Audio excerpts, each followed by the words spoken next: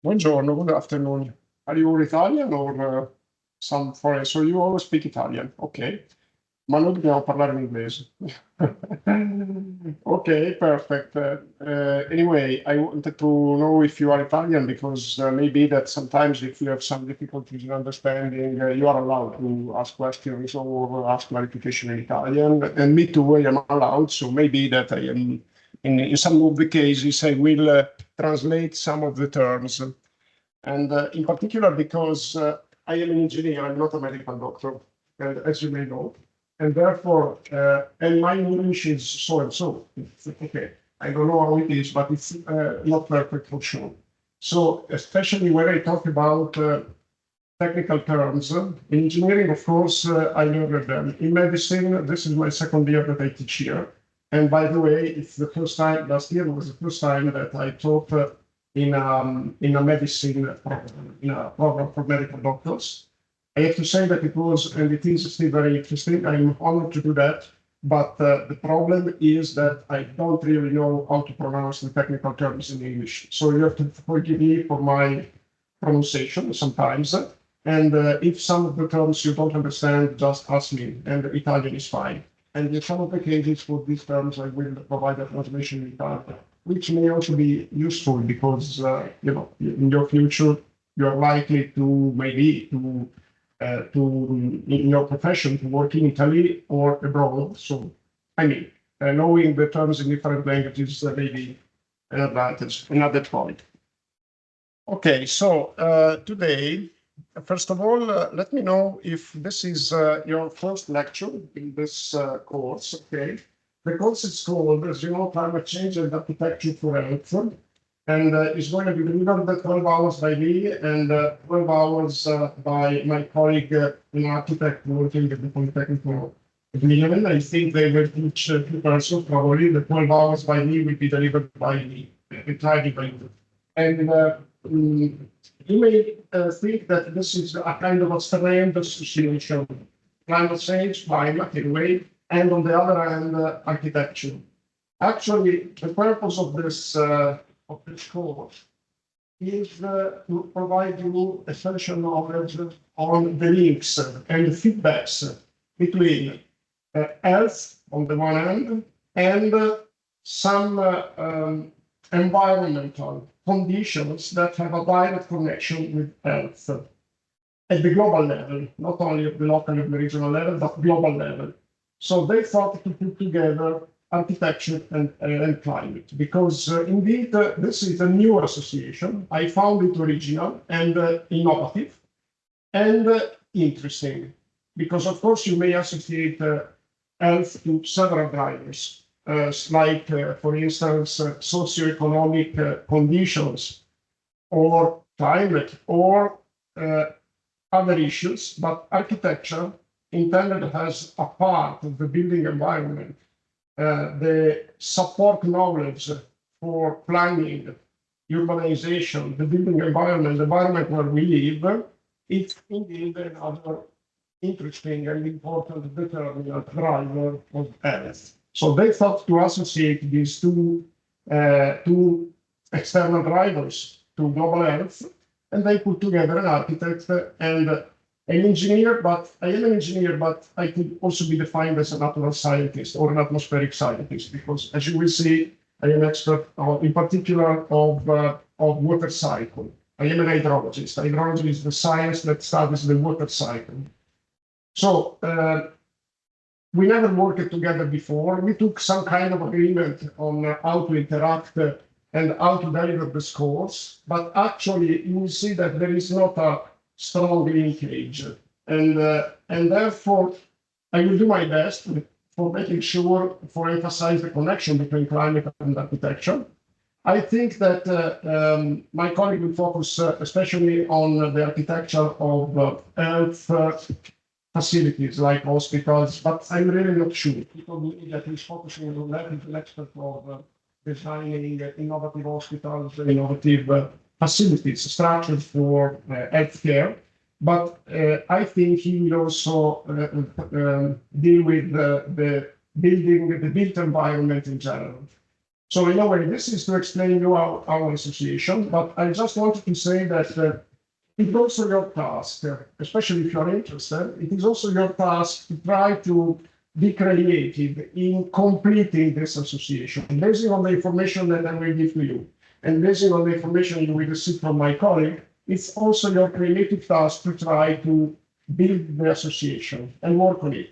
I tell you, this is quite a new topic. I mean, the connection between climate and in particular climate change and health is a topic that if you look at the web, has been recognized as a research field just recently. In a way, climate science, as we will see, it's not an old science. Hydrology is very young. The study of the water cycle started beginning of the 20th century and developed in the last 40 years. So it's a new science, also hydrology and also climate science. Climate science is a bit older, but not much older, as we will see. And the study of this connection, again, is in the realm of research, is in the domain of research. And I have to tell you that I am very much stimulated in teaching this subject, but on the other hand, I found it not easy to organize a train of thoughts, organize a logical path in delivering these 12 hours. And I also rely on your interaction, on your cooperation, your comments. If you have any critical comment, if I speak to, for instance, some of my students tell me that I speak too fast. So just feel free. I am very motivated to be cooperative and to collaborate with you. So I really appreciate your criticism. I'm not a kind of a former professor that doesn't like to be criticized, and this is not my usual habit. So this is basically a premise on the concept underlying our mutual interaction in these 12 hours. You have the calendar. You will see that I am teaching this Thursday, next one, and then there is a break because I have to travel abroad, and then 2 consecutive Thursdays at, I don't remember, 14, 21 November, I think. We have 3 hours, and the reason is, I think you have usually lectures that are shorter. The reason for the 3 hours is that I'm based at the University of Bologna, I live in Reggio Emilia, I am a commuter, and therefore I asked the university to give me 4 lectures of 3 hours each, rather than 6 of 2 hours each. My plan would be, if you agree, to teach for 45 minutes each hour and then a break of 12-15 minutes. And it is usual in your degree program that you stop every hour, or there are some of the teachers that does teach continuously, and what is the habit? It depends on the teacher, but it is also if you have 45 minutes of lecture each hour, or so you have the academic quarter. No, we're gonna. No, some professor at the academic quarter and then doesn't do any break. And some others just go straight up. Sorry. Yeah. But there are professors that, for instance, over 2 hours, they go straight for 2 hours. Or... no, in that case, yeah. Sorry. No. No, some professors, okay. For example, our microbiology teacher, Chireni, which is also one of the course, she. Okay. Okay. So my intention would be also, because it is quite demanding also for me, would be to make a break every hour. This is fine. Okay, this means that we will finish at about 6:25. This is the first thing. Second thing, the screen is working. Yes, it is working. Second thing, I am used with my students to record the lectures, to record the lectures, and put the lectures, the videos on YouTube. Would you agree with that, or do you have any reservation? Is this fine? Okay. I think it is. Do you have any reservation? No, it's fine. Okay. Because, of course, I mean, the only drawback on your side is that if you make comments, you are recorded. But if you feel like in any situation that you feel discomfortable with being recorded, you just tell me, I stop it, and then I can restart. Okay, so and I am used to do that for 2 reasons. First, because I started 10 years ago, well before the pandemics, And first, because it is useful for the students. When I started, I saw that several of my students were recording with the phone. But I said, okay, if you have to record with the phone, why don't I organize I think it is useful. The second reason is that I am a fan of open everything, open research, open science, open teaching, open transparency, whatever. And therefore, I really like that when I lecture, everything is available to everybody all over the world. But once again, I am allowed to do that, but once again, if you feel discomfortable, you just have to tell me. It's not absolutely a problem. It never happened to me, but I always say it wouldn't absolutely be a problem. Sometimes it happens that I edit the videos anyway, because sometimes some technical issues appear, and therefore sometimes it happens that I edit them. In order to record the lecture, actually, I hope that everything works fine. Last year it went fine. And I need to register. I used to register to record the lectures with Microsoft Teams, and therefore I share the screen. You don't see the video because there is no camera here, so there is no video. You are not anyway. Your face is not shown, but the audio should work fine. So you will see what you see on the screen and the audio. I hope everything is fine. And where can you find the videos? First of all, this is my website, and the address is very simple, is www.albertomontanari.it without any space between Alberto and Montanari. It's continuous. I think you can, yeah, you can see it there. And the reason why I have my own domain is just because I started sharing material 10 years ago, and 10 years ago it was not like today. It was complicated to the university didn't give me a space. Now the university gives it to me, but I continue this way. And also the reason is that I like the material to be open. And if you go on my website, it is quite simple, a bit old-fashioned. You see on the left a column with teaching, on the right a column on research. I will tell you something of what I'm researching on, that for your interest, but in general, you're interested here. And here you see lecture notes for climate change and global health. Climate change and global health is the name that I give to my 12 hours, but it's just a personal name because I like to emphasize the focus on the global feature, okay? And so you click here, and then here there is a basic description, the organization logistic, and the calendar. And you have here the links to my lecture notes. So everything is available online in the form of web pages. Most of them, not all of them. Sorry, I don't. Okay. I made the wrong click. So this is the format. And it's not the format that I used to teach, because of course this is fine for reading, but not for teaching. This is the format, it's a web page with links.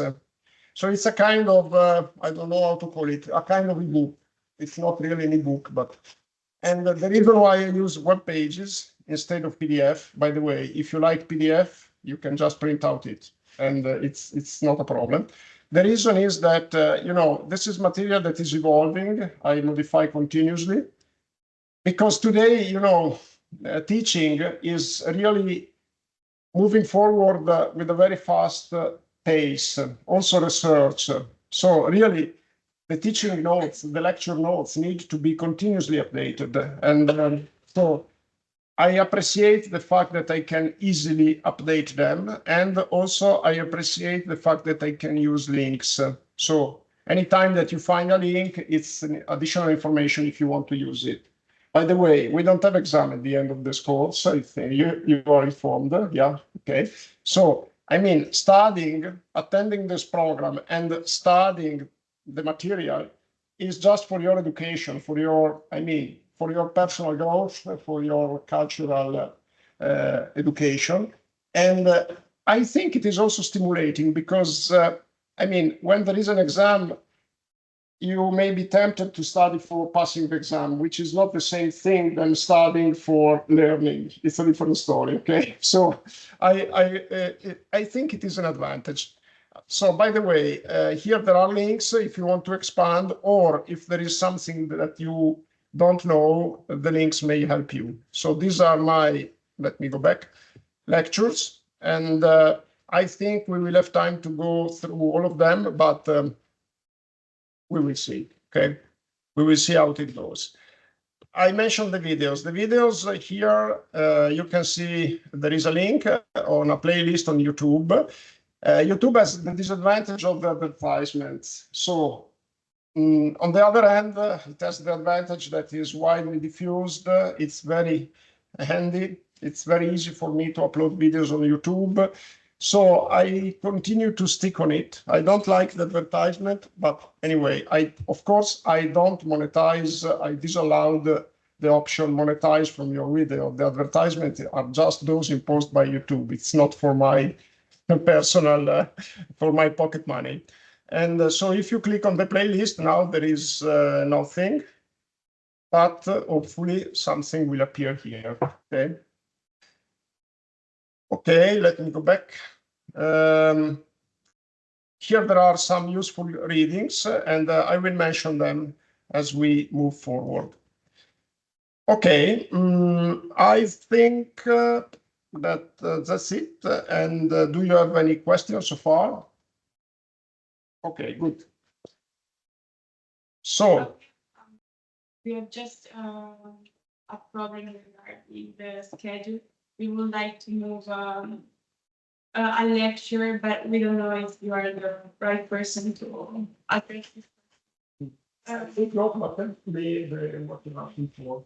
To move, we are particularly interested in moving this lecture, which is on the 19th of December. Yeah, this is not given by me. Okay.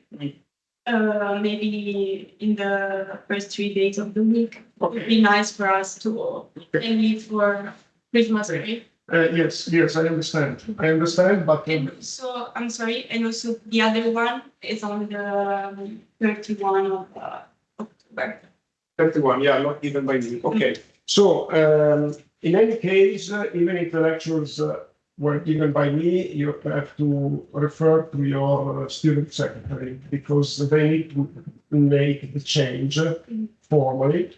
And I wanted to know if I am the teacher because I needed to check if I am available, if it was delivered by me. It's not delivered by me, so really, there is nothing that I am entitled to do. I'm sorry for that. But I'm sure that if you let them know, yeah, I think there is flexibility indeed. And I know that my colleague has some flexibility.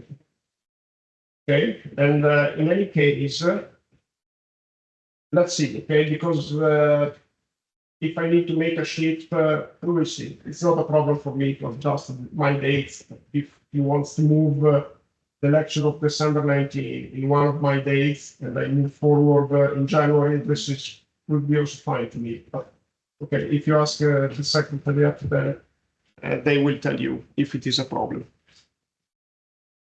Okay, good.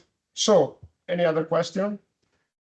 Okay, before I start, just a few, I would like to know something of you, if you don't mind. So you are attending the third year, okay? It's medicine and chirurgy, okay, perfect.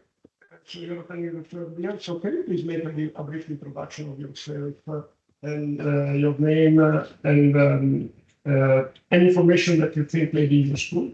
And yeah, okay, would you like to start? My name is Alessandro Cini, and Where are you from? I'm originally from Zambia, From Zambia, okay. but I've lived all over Italy because I went to boarding school in South Italy. Okay. And then obviously I've been living in Milan since 2022. Okay, very good, perfect. And what is your dream? To work in Italy or in Rome, or whatever? That's a really good question. I think I have a bit of mixed feelings because I would like to serve in an underserved area of the world for a few years, maybe when I'm young. But then obviously I'd like to settle either in Italy or I really like America or Canada. Okay, perfect. If I have some questions that you think are out of place, please feel free not to reply. Okay, I'm just putting it, and I think it is also useful to understand what is your fund, your dream. Okay, and so. I'm Silvana Xenian. I'm from the south of Italy, Avellino, Campania. Okay. And so I'm in the third year of medical school. I'm interested in translational research. I would like to do research on non-communicable diseases Okay. in middle low income countries. And yeah, I'm in general interested in research, so both the laboratory and the clinical part of the work. Okay, perfect. I forgot to ask you, your high school is Liceo Classico Scientifico? So for a few years, I attended the Liceo Classico in Sondrio. Then I moved and I did the International Baccalaureate at Canadian College. Okay, very good. IB a presente. Like? IB si chiama. Okay. No, non l'ho presente, no, okay, that's fine. And what about the rest? Un liceo scientifico sperimentale, Ok. perché era un coreutico, quindi Ok. facevo anche danza classica perché ero a teatro. Okay, perfetto. Tu? I was born and raised in Milan. Went to an international, but Paritario high school, Scientifico. And I've lived both in Italy and in South Africa. Okay. And so I have a bit of an international background. Okay, good, perfect. So? My name is Eduardo Ingresso. I'm from Taranto, and my high school was a scientific course, and now I'm here to study medicine and surgery because my dream is to work like in hospitals, but at the same time, I'm here in this particular course. Like my interests are related to these fields, how people can influence the environment in which they live. So yes. Okay, very good, perfect. So last but not least. I consider I'm like from Caserta. I did Liceo Classico. And my plans for the future, maybe I think I would like to work in vertical economy, but I'm interested in more economic side because I think that it's something that it's harder to teach, like to learn in medical school. So Okay, very good. Yeah, okay, interesting. The reason why I asked the Oriel High School is that it's useful for me to know if you have a scientific or rather than a classical education. And in any case, if you come from a liceo or from a technical school. I attended a technical school in my high school. So I think they have some value, but on the other hand, the background would be different. A very technical question that I asked, I forgot to ask you. You marked your attendance. You know everything of that. Okay, perfect. Good. So something about me. So first of all, I was born in Reggio Emilia, where I still live, and I went to the university in Parma, close to Reggio, and then I did my PhD just by chance because I took a degree in civil engineering, and my specialization is hydraulic engineering. Hydraulic engineering deals with the design of water supply systems, sewer systems, and with the management of natural waterways like rivers, like canals, and etc. And then by chance, I got the opportunity of taking a PhD. It was not really my target, but on the other hand, when I got the opportunity, I thought that it may be interesting. And I thought that 3 years may be a nice experience. And then I attended my PhD in Milan. It was again in hydraulic engineering, but I started focusing on hydrology, which is, as I said, the science that studies the water cycle. At that time, like today, it was really very hard to find opportunity for working in the university.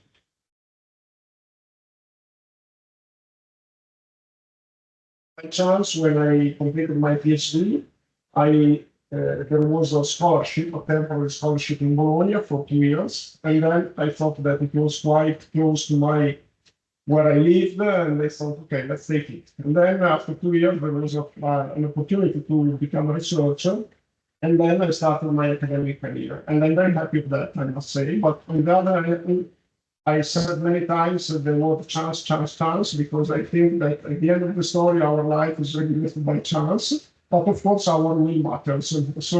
But the moral of the story is, my suggestion is, try to always be prepared to deal with chance, because anyway, chance is an opportunity, because it is like a bifurcation of a road, and usually there is maybe an optimal direction, but I don't think there are directions that any direction may be interesting at the end of the story if you are prepared to profit from any opportunity. So I started my academic career, and then I realized that I was more interested in research rather than engineering. So because an engineer may also take some professional activity, like an American doctor, maybe a professional doctor, or maybe a researcher may make research. I realized that research was stimulating. I think I found it stimulating also because it was and is competitive. Okay, any job is competitive at the end. Not all of them, but most of them. But research is competition. I thought that it was more stimulating. Sometimes competition is not nice, but I think it is anyway exciting at the end of the story. So I focused on research, and my research started dealing with the major problems related to the water cycle, which are floods and droughts, risks originated by water. And if you look at the island of Italy, but not only Italy, you see that indeed, when we talk about water, okay, there is water resources management, which is not related to threats, but very often we have threats related to these two extremes, floods and droughts, too much water or too few. And therefore, I got really interested in trying to understand something more. What really interested me, and I found it like difficult to accept, is the unpredictability of these events. Already 30 years ago, I found that these events occurred, and our capability to forecast them, to predict them, even to design against them, so design for resilience was very limited.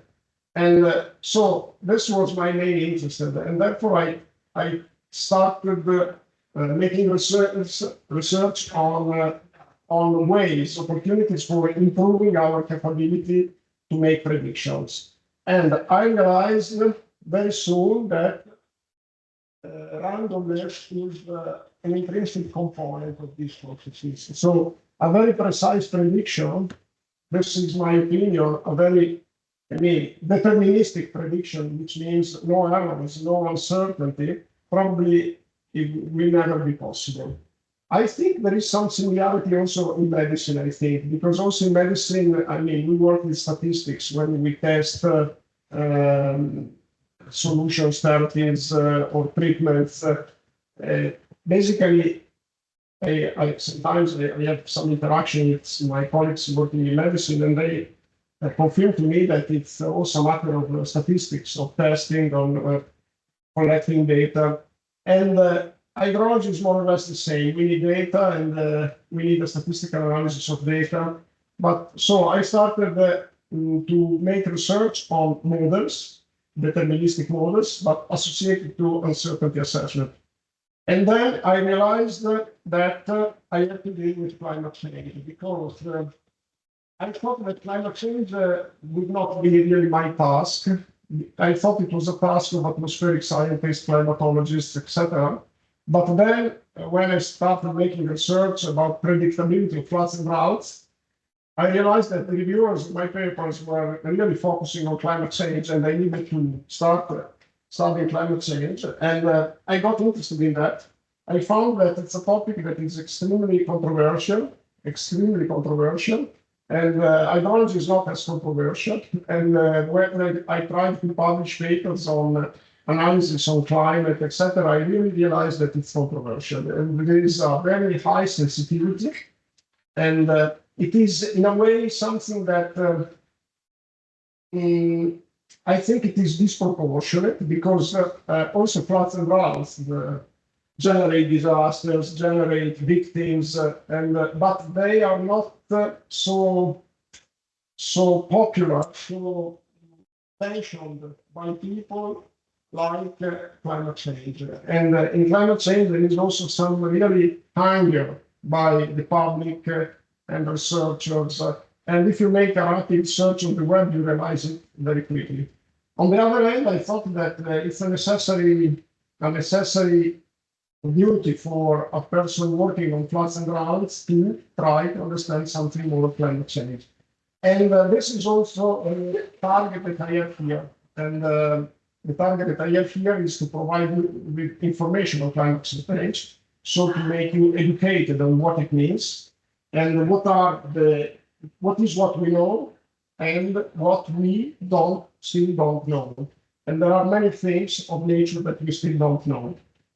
But we assume that we can predict everything, but like I assumed when I started my research career, but at the end of the story, when we talk about the natural environment, there are some things, some processes, some laws that something that we still don't know, and therefore making predictions.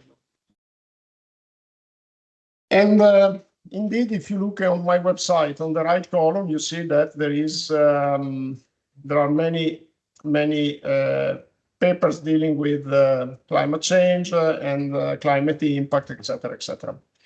Okay, let me start then our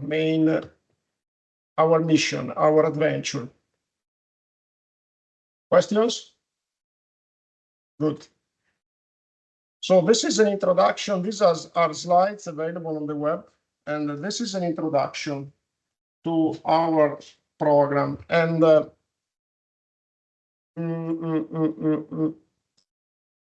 let me start with an example. This is an example of an illness that is very serious in some regions of the world. And let me open also web page. I'm sorry, just 1 second, because I want to. Is there a way to take notes on the slides? Not directly. What you should do is just 1 second. What you should do is to print.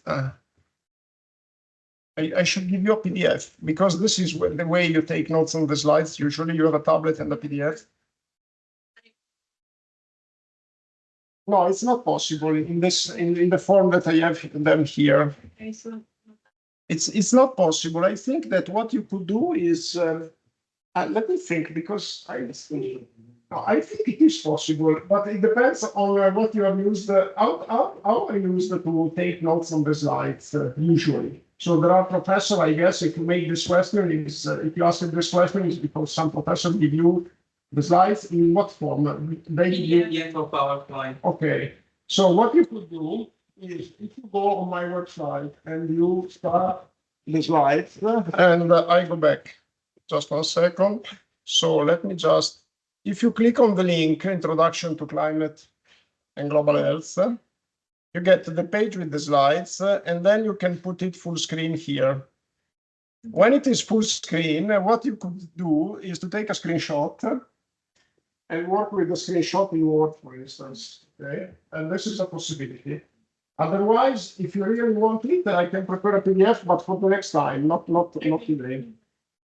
Okay, so as I said, an example. This is an illness. Let me see where it is spread. 1 second.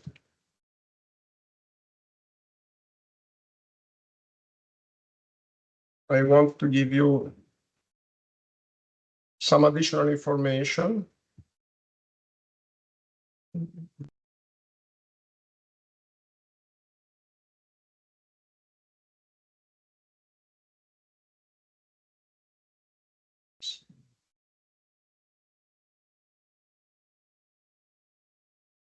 I'm looking for a map with diffusion. Just 1 second.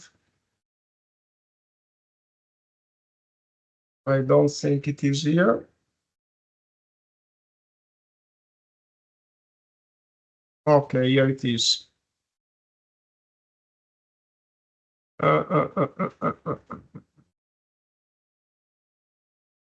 So let me see.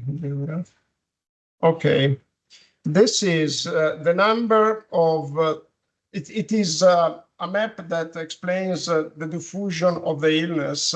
And let's say that the darker the color and the most diffused is the illness. It is especially present in South America, in Asia, and in Africa. So what kind of illness it is? It is an illness that the people take by bathing in water that is not clean and in the water that is infested by parasites. And these parasites are diffused, spread in the water, and it is dirty water. And then they penetrate into the human body. And we will look at the life cycle with more details. Just let me say that it is very diffused where access to water is, water security is weaker, access to water is weaker. And in particular, in the regions where people usually bath, get into water that is not clean, not treated. And it is particularly diffused in Africa because they have water scarcity there. And so in order to store water for irrigation, to accumulate water for irrigation, they realized recently they are realizing more and more ponds. And in these ponds, typically water has a residence time that is very long. So it stays there for a long time, and therefore, the level of oxygen decreases, and the conditions of the water, the quality of the water go down, and it becomes very poor. But still people go there for bathing because they are very hot regions, and therefore children go there to play, and the people go there also to take water for drinking water, and the water quality is not good. These are typical conditions where there is diffusion of the so-called waterborne diseases, diseases that are vehiculated, that affect humans through water. And waterborne diseases, we will talk about them extensively, because now I'm just giving an example. They are a subgroup of the vector-borne diseases, which are the diseases that are transmitted to humans through a vector. The vector may be water or maybe an insect like a mosquito. Okay. So, what happens here then? Here you see a simplified life cycle of the schizostoma, which is the parasite. And basically, we can start from whenever in the cycle, but let's start from the snails. And in Italian, these are called chioccioline d'acqua dolce. It means that when the water is of poor quality and the water stays there for a long time, these animals, which are intermediate hosts for the parasite, proliferate. So, and these animals get affected by the parasite, and then they release eggs into the water, and therefore, let's start from here. The adult schistosome male is attached to the female, so they are tied together, and sexually reproduce in their final mammalian host, the humans. Eggs are released from the mammalian host through defecation or urination, and eggs hatch, schiudono in Italian, into a larval stage called the miracidium, which is the one that you see here. Okay, and then seek out to penetrate a suitable intermediate snail host. And the successful miracidium develop into asexual sporocysts within their intermediate snail host.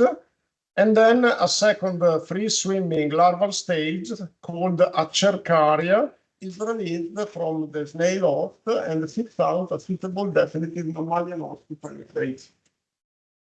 I have a question. Yeah. So they reproduce themselves in the mammalian host. They are expelled from the Yeah. body through urination. In the and they get in, and the vacation they get in the water. So there are Yeah. people that shower there in the same area, taking this way, Yeah. get infected in this way. yeah, but they need an intermediate host, Okay. which are the snails. Okay. So basically, when the parasite is released in the water, they then evolve, becoming a miracidium, and the miracidium seek an intermediate host. The miracidium is not able to penetrate into the humus directly. They need to develop into an intermediate host, which are the Clostridium dapodosis cells. Okay. And my question is, how this parasite can stay in the same, like, because I think about water like something that we use. Yeah. But my question is, like, how can it stay in the same area and not diffuse all over the water in like all the sea and like diffuse globally? Because basically these, first of all, these snails, they grow up in fresh water, and their optimal habitat is fresh water that is not running water. How to say, if stable water is like a lake, like a pond. Okay. It's not running. Okay. If they get into a river where there is a lot of oxygen and the water is running, the snails don't proliferate. It's not an optimal habitat. They need very calm. I couldn't find the word in English. Very calm water, and therefore the snails can proliferate. And the parasites need intermediate host. And the ideal intermediate host, there are several possible intermediate hosts. And here you have some names here. And we will go into the details later, but I just wanted to start with an example. So basically, if the eggs are released, the miracidiums are released into running water, and if the water has enough velocity, then it's not a problem because they cannot find a suitable intermediate host. And these, the most suitable intermediate hosts are these small, very small snails. And there are some pictures I can show you.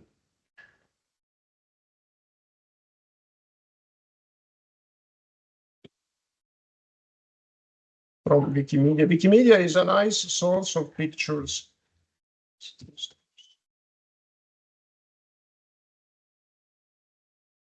There are some pictures of these snails. I'm not sure if I could find them here. Let's see.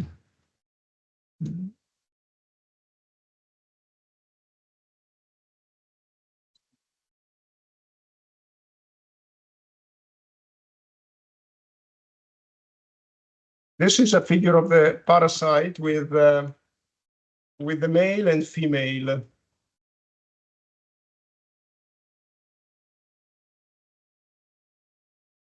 These are a picture of the intermediate host, a snail, a small snail. This is another one.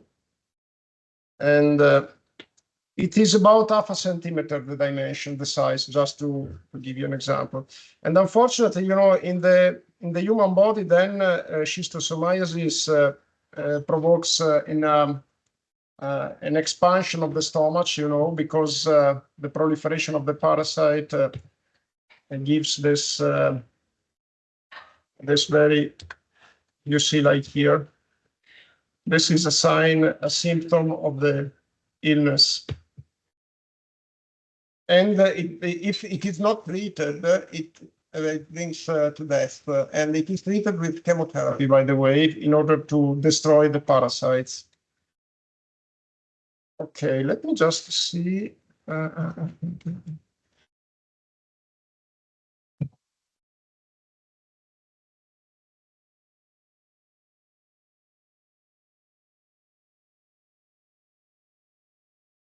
One second, no, nothing here. And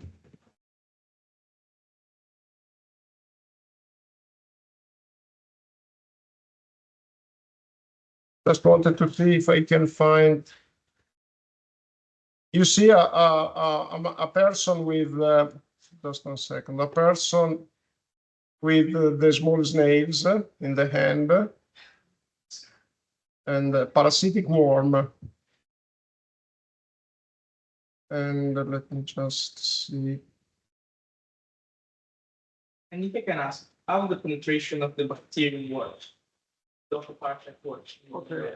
They penetrate through the skin, actually, through the skin, and the real technical details I don't know. Okay, but it is through the skin because I was told by a colleague that is studying this that you can take it also if you go in the water even for half a leg up to the knees, and you have to be very careful because it can penetrate the skin. Yes, it's you don't need to drink it. It's not just. Unfortunately, there is penetration through the skin. And it causes a commission fluids in the abdominal cavity, Sorry, in the abdominal cavity. I don't know really in this case, but let me just see. We can try to find something. Just 1 second, because excuse me, we can see for the symptoms.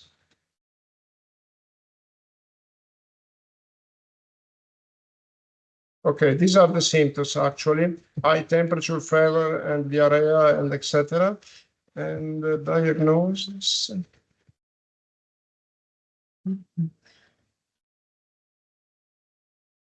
Because the condition is caused by a parasite. Okay, it forms the parasite. You see, the leaves the snail penetrates human skin. The parasite that leaves the snail penetrates human skin with its forked head. And you asked a question that is too technical for me. Okay, what is the cause of?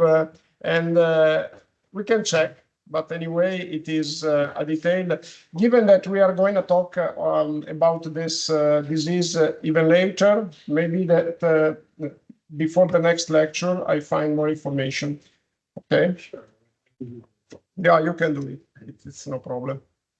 Okay, this is just an example that shows to you the connection between water and health, which is quite trivial. I mean, we all know that we have to be careful about water that is not properly treated and etc. And so in this case in particular, the connection is particularly interesting because the risk is associated to ponds that are artificially built by humans in order to store water, to find water, to secure water.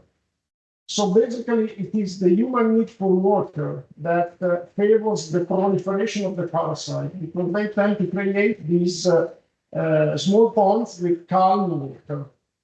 This is interesting because it is related, as I said, to the human need for water. And the human need for water is also conditioned by climate. So you understand that if there is a climatic condition that causes water scarcity, then the climatic condition becomes a driver of this particular illness. This is why I wanted to start with this example. Okay, so climate impact on Earth more in general. So besides the example, okay, let's suppose that we have, and look at the left, upper left side of this slide. Let's suppose that we have a change in average climate conditions. And so it may be climate condition. What does it mean, climate conditions? We will define what is climate in a moment. But you can understand that climate is basically what determines the state of the weather. So what determines the fact that day is rainy, or it's hot, or it's warm, or it's cold, or it's humid. So you understand by these examples that climate is characterized by several features. So rainfall, snow, temperature, humidity, wind, several of them. And these basically features can be measured through variables. So temperature is measured in degrees Celsius, for instance. Rainfall is measured usually, maybe that you are not familiar with that, but in millimeters. Why millimeters? Because imagine if you put a pot outside when it rains, a glass outside, then at the end of the day, you can measure in millimeters the depth of water into the pot, into the glass. And this is how rainfall is measured. Humidity is measured in percentage with respect to saturation. So we say there is a humidity of 60% or 95%. So there are several variables that characterize climate. And you see here some examples: temperature, precipitation, humidity. So beware of that. When we say climate change or climate, we think that climate is a unique body. It's not a unique body. There are several components of climate. There's several variables, several features. And so we have to be aware of that. It is too simplistic if we say climate change. We have to specify what is changing.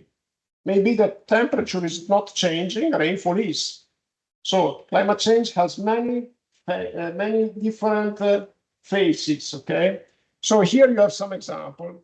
So basically, if you have a change in in a number of variables, you may have what is called here a range shift. What is the range shift? It means that if we are used to have a temperature in Milan along the year between 0 and 40, the range may change. After climate change, the range may be between 5 and 45. So you have a range shift, which means for an assigned variable, which means that you have a change in conditions. And then changes in seasonality. This is something that usually we don't consider. We think like it is not important. It is important. I mean, temperature may remain the same on average along the year. If you compute in the year 2024, the average temperature in Milan may be the same, but it may happen that in winter it's warmer and in summer it's colder. This means or winter warmer, summer warmer, or winter unchanged, summer warmer. It means that it is not a change that is uniform a long time within the year, but there are changes in seasonality.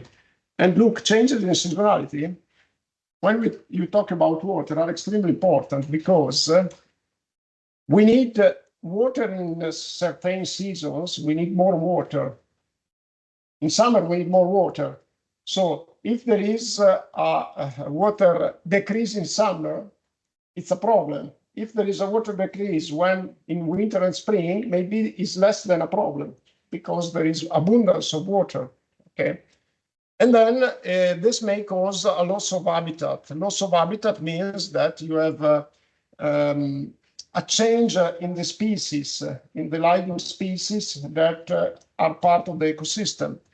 And then this can cause emerging novel diseases. And then you may have social factors like travel and migration is affected, migration, and the urbanization is affected because clearly urbanization follows water, follows the rivers, and reduced food and water security.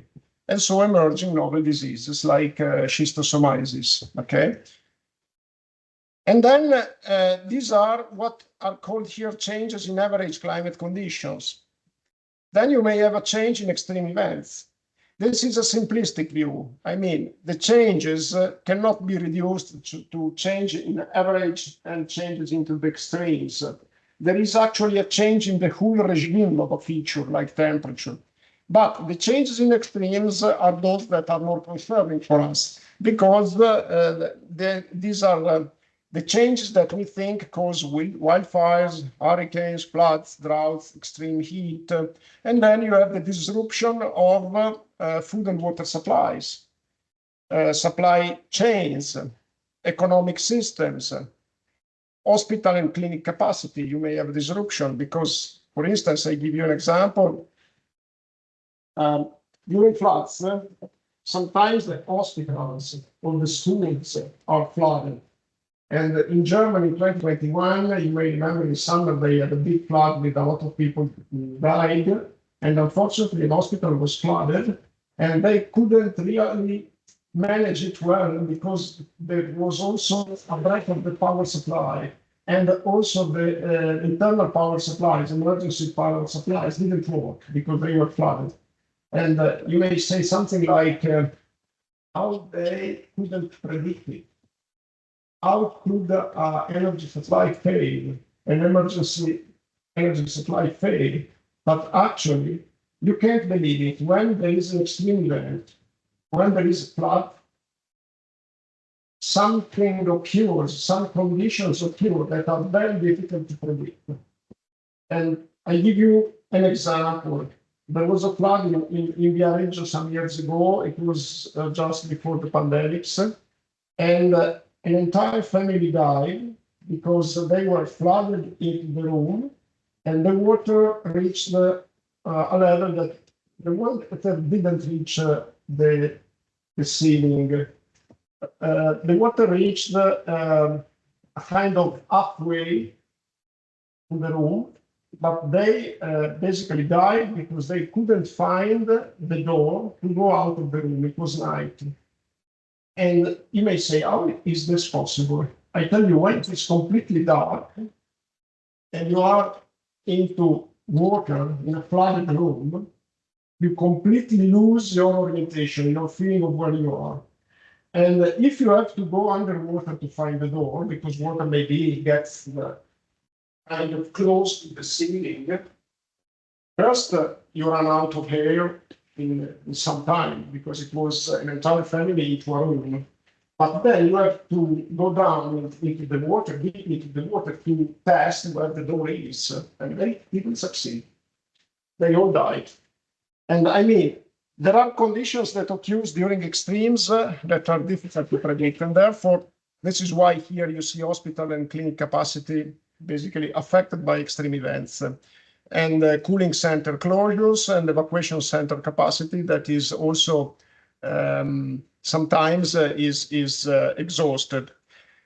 And so you have increasing health disparities from infectious diseases and climate disasters and also traumatic events. So, and here you see the summary. Climate change is projected to alter the geographic range and seasonality of disease vectors and animal hosts due to habitat loss and changes in habitat suitability. So, in general, keep in mind one thing. I go back just 1 second. Keep in mind one thing. In general, I mean, climate is strictly related to health. Strictly related.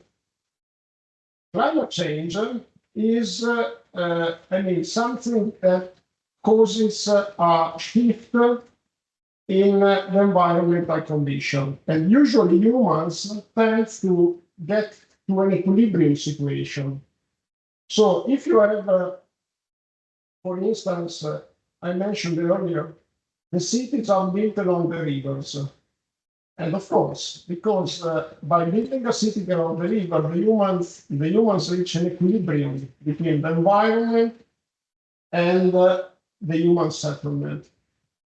This equilibrium is not easy because also urbanization produces wastes, pollution, and therefore humans manage for their survival to reach an equilibrium between the size of the settlement and the amount of water flowing into the river, because they typically release wastes into the river because the river carries the waste out. So, for instance, sewer systems, they release into rivers after sanitation, but still there is some pollution that goes into the river. And the more water you have into the river, the more over the dilution capacity. And therefore, typically humans strive to reach an equilibrium with the size of the settlement and the river flow. So imagine if you decrease the river flow, the equilibrium is compromised. If this change occurs very slowly, then humans adapt. I mean, climate has always been changing. You know that we had ice ages, and also if you look at the past history, we will talk about it. There were several changes. If the change is slow, then humans adapt. But if the change is fast, then the equilibrium is compromised with a low reduced possibility to adapt. And therefore, what happens is that you may have the emergence of diseases, the emergence of traumatic conditions, and in turn, this generates migration because the way the human have to adapt to living conditions that becomes unsustainable is, of course, to migrate. But migration also generates political tensions. And so if you have time, you can adapt the political system.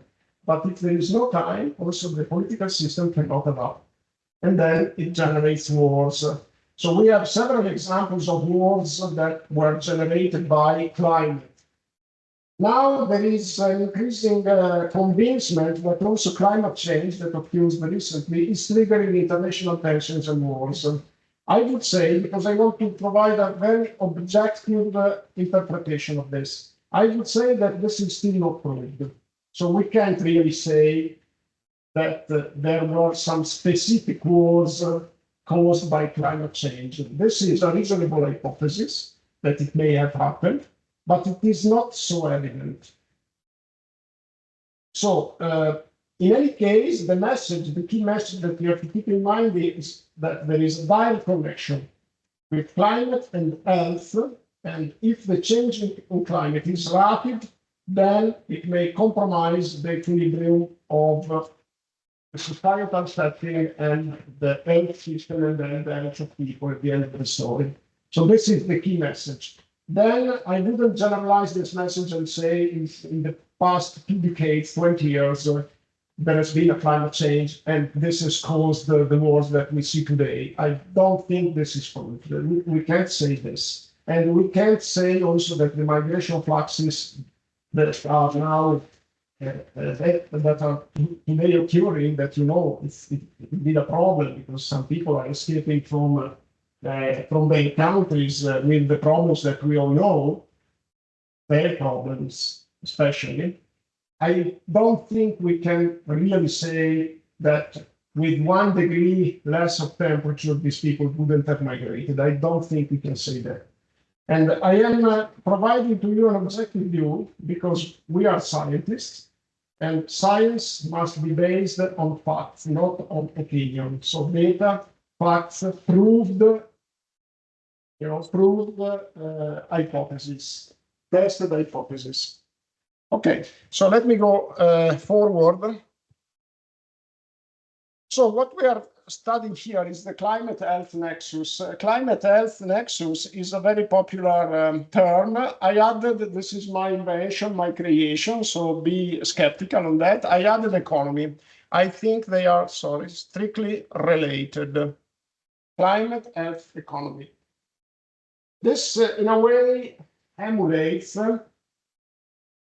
the water food energy nexus. The water food energy nexus is another keyword for sustainability and therefore global health. Because water is necessary for food production, water is necessary for energy production, and energy is necessary for producing food. So you see that it's indeed a nexus. And I believe there is also a very strong nexus between climate, health, and economy. And in order to understand this nexus, which is our mission, because we have to understand how they are related, we need to set up some basic concepts and some, premises. So here you see a first list of these premises, and then there will be a second page. So first of all, it's clear, we already said climate drives the water cycle and the associated life cycles of bacteria and protista, fungi, plants and animalia, okay? Everything is influenced by water. In fact, what I often say is that the climate is affecting people mainly through water. There are also some extreme events, climatic extreme events, not strictly related to water. One may say winds, for instance, extreme winds, but many of them are driven by water, okay? Changes in climate imply an impact on the living condition and therefore on health. Quite obvious, but let's make it clear. The impact, and this is less obvious, the impact can be positive or negative. So this is another example that I want to give of the necessity to be unbiased. Climate change is associated to negative implications. I mean, climate change can be positive because if we look at some countries in the north of Europe, they have increased their welfare because they have higher temperature. And I mean, in cold weather, it's not easy to live. So the impact can be positive or negative. And what determines the sign of the impact is the state of the system and the conditions of equilibrium. It's the state of the system. So the impact of climate change is not the same everywhere. Climate change is not the same everywhere. So it is not credible that climate change is negative everywhere. Absolutely not. The impact of climate on health depends then on the local context, in particular the resilience of the system and the capacity to adapt. If the system is resilient, which means that it can recover from shocks, and resilience is defined as the capability of recovering from shocks, quickly recovering without being very affected. If the system is resilient and if the system has the capacity to adapt, then a change is not really a problem.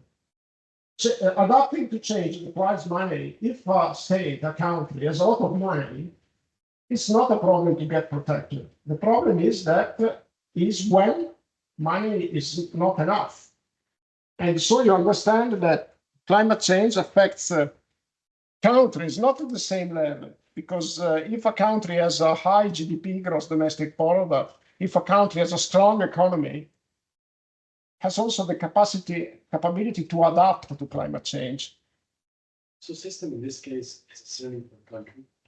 I use the word system here to mean the climate system and the country and the societal system. I said, the nexus is climate, socioeconomic, earth. You can extend system also to the earth system. If you have a good healthcare system, you have less problems in caring for people, and in recovering from climate change. So I use a system here in a very generic, with a very generic meaning, okay, of climate, society, and health. I have a question on Yeah. the first sentence. How can climate drives, like how the water cycle can drive the life cycles of the microorganisms? Because for me, it's not obvious. Okay, perfect. This is a good question. If you have, for instance, a high humidity, you may have a proliferation of bacteria. Or if you have, for instance, the temperature is more obvious, but or for water, like the schistosomiasis, if you have these ponds, this this is an habitat for the parasites. Or if you have, let me see, water cycle and associated life cycle. Yeah, if you don't have water, you don't have life, correct? So if you have too much water, you don't have life because, for instance, when you have floods, the ecosystem is destroyed and some species of fishes disappear. So, I mean, depending on the water conditions, water condition depends rainfall, river flow, and water into the soil, because also groundwater can be contaminated, can vehiculate bacteria or other living organisms. Is this clear? Yeah. Okay, good. I will make a break now of 15 minutes, okay? I went a bit too much further, but I will keep my time at the end. Okay, okay, perfect.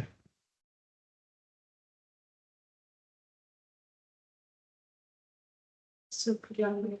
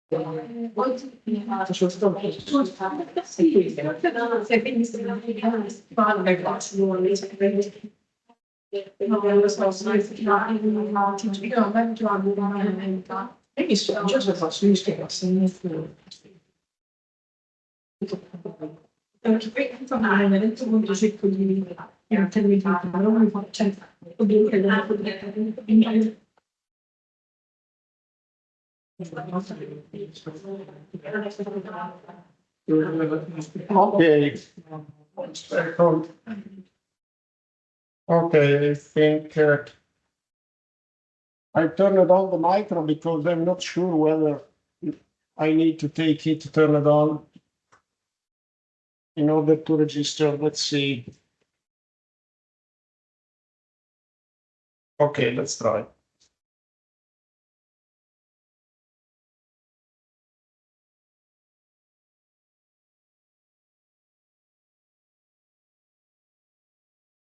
Okay, I hope the audio is recorded even if the micro is turned off. And if it is not successful, next time I will change something effective. So we made an introduction, a reciprocal introduction. What is your name? And just introduce yourself. Federico, where are you from?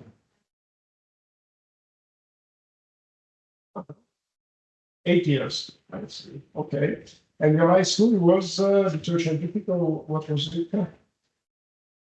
Ah, okay. Yes, in Germany. Okay, Leipzig. Yeah. Okay, I see. So you speak a good German. I think for sure it is good. 8 years. If you're young age. Okay. So I found very rapidly, this is the Wikipedia page on schistosomiasis. So you see the chronic infection and it is, I don't think there is a direct explanation to your question, but you can get details from here on how it develops. And basically the consequences of the human body are generated by inflammation and also the rupture of the veins because they travel on the veins and with the blood in particular, and they can generate internal hemorrhage. I'm not sure if my pronunciation of the medical term is correct. Internal hemorrhage because they basically they tend to get out from the veins and therefore generate internal hemorrhage. But I mean, this is just something that I am taking from there. I said I'm not an expert. I'm not a medical doctor. I'm an engineer, so I'm not an expert, and therefore I defer you to if you are interested. We will talk about many diseases. This is just the first example because I wanted to start with a practical example, and therefore I started talking about an illness that is waterborne, vehiculated by water, and is indeed widespread in Africa, and the occurrence, the incidence is increasing. Anyway, I just wanted to give you an example, but it is very easy to find a lot of information. I also found a link with an history of the illness the first time it was detected. And if you look at this information, indeed it is confirmed here that the worms need an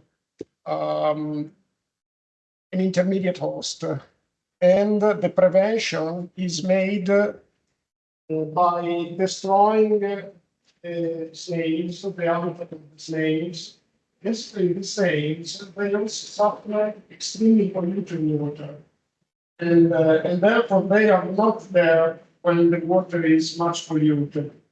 But they can tolerate some pollution, and therefore this is why their ideal habitat is these small ponds where the quality of the water is not optimal, but it's not very dirty because people would have to take water for their needs. And indeed, the advice to people is to avoid any contact with the water, not to drink it, of course, but even going into the water with the teeth is dangerous because it can penetrate through the skin. And it is relatively easy to make prevention because there are drugs, medicines that allow to make a prevention. But the problem is that it is costly. These drugs are costly. And when you have a lot of population that is poorly controlled, of course, you cannot take care of everybody. if the healthcare system is not well organized. So this is why these illnesses are particularly widespread in countries with a low gross domestic product, widening countries. Okay. So once again, we are talking about the climate health economy nexus. And I once again want to stress the peculiar behaviors of the local context. So remember, the key message is climate change depends on the local context, and also the reaction of people, the impact on people, adaptation depends on the local context. In general, there are two main channels. I introduce the concept and then I will recall it later on. But there are two main channels to fight against climate change. One is mitigation and the other is adaptation.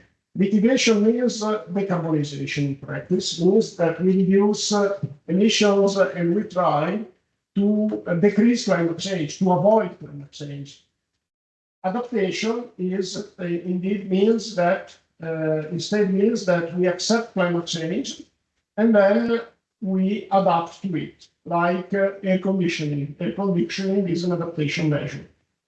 It's not a mitigation because still when you go out, climate change is not mitigated. Okay, and here you can see an animated slide which basically summarizes what I already said. So social determinants of health, economic stability, healthcare, social and community. It's a bit too fast. Let me see if I can stop it. No. Neighbor and built environment, as I said, education, access, and quality. These are the social determinants, which depends on the local context once again. Okay. Okay. In 2023, there was a conference on climate change of the United Nations, the COP28. If you read the newspaper, you will know something about the COP conferences. These are conferences on climate change organized by the United Nations, and they are attended by the head of states, are attended by scientists, attended by stakeholders in general. And it is an interesting opportunity because it is a venue where head of state, governments, responsibilities, people responsible for the international politics meet together and discuss together about climate change along with scientists. Why climate change needs this global approach? Because climate is global. And I think this is also one of the reasons why climate change is, people feel so passionate and concerned about it. Because it's a global problem. I mean, also water is a global problem, but the solutions are found at the local level. And also, it is a global problem, water, but it is global because it's a composition of local problems. Climate is global because it's a unique problem. Atmosphere is connected everywhere, while the water systems are not connected. They are disconnected. Again, the emergencies related to water are global because there are only few regions over the world that don't suffer from it, like there are few regions over the world that don't suffer from climate change.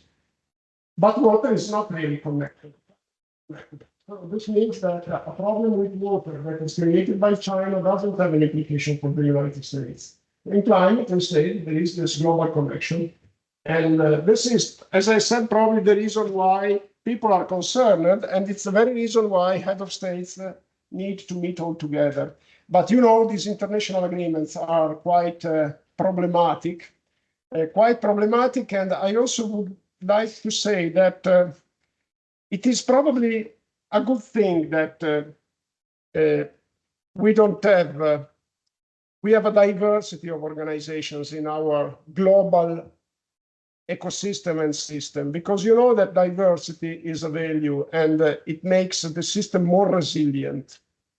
If you imagine like a global government, you can understand that probably the system could become less resilient than a composition of of diverse approaches. And sometimes you need a diverse approach also because the culture of people is different. And I don't think it would be useful and productive to force a global culture. I think it is important to keep the local behaviors. So I think it is at the end of the story healthy that we don't have a unique global organization taking care of the environment, but we should seek a cooperation and we should seek a dialogue. And still, this is not easy. In this conference in 2023, so last year, for the first time, they launched the first Health Day, and they set out 15 policy recommendations for the climate health nexus. Some of these recommendations are repetitions, and some of them are very trivial. Like if you look at the recommendation for saving water, like the European Charter for Water, some of the recommendations look like trivial, like water is necessary for life. On the other hand, in this international context, if you want to promote a dialogue, you have to start from the concepts that are the very base of it and on which everybody agrees. And this is why when you look at this set of policies, sometimes you see all these things. But because in order to favor this dialogue, it's much better to start with something that everybody says, yes, I agree. And then if you start with a general agreement, maybe that the following of the discussion is evolves in a different way. I mean, the very ability of a politician, it's not, to reach the target of the country. The main ability is the ability to establish a dialogue, and it's a very personal attitude. And a very good politician is the one that can really start a productive dialogue. But let's see, tailor intervention to the specific needs and diverse population. It is what I said so far today. Local context, it's extremely important. Prioritize policies informed by research and data. This may seem obvious, but unfortunately, it doesn't happen frequently. Sometimes, you've seen during the pandemics, sometimes there is the diffusion of convincements that are not based on evidence. They are based on consensus, misinformation. I hate to use the word misinformation because I think information is always useful. You don't have to shut up some channel of information. We don't have to shut up people's opinion. On the other hand, indeed, we have to keep in mind that science is based on data. Research is based on data, on evidence. And so it's not an obvious thing to say that in setting policies, policies means politics. You have to be informed by research and data.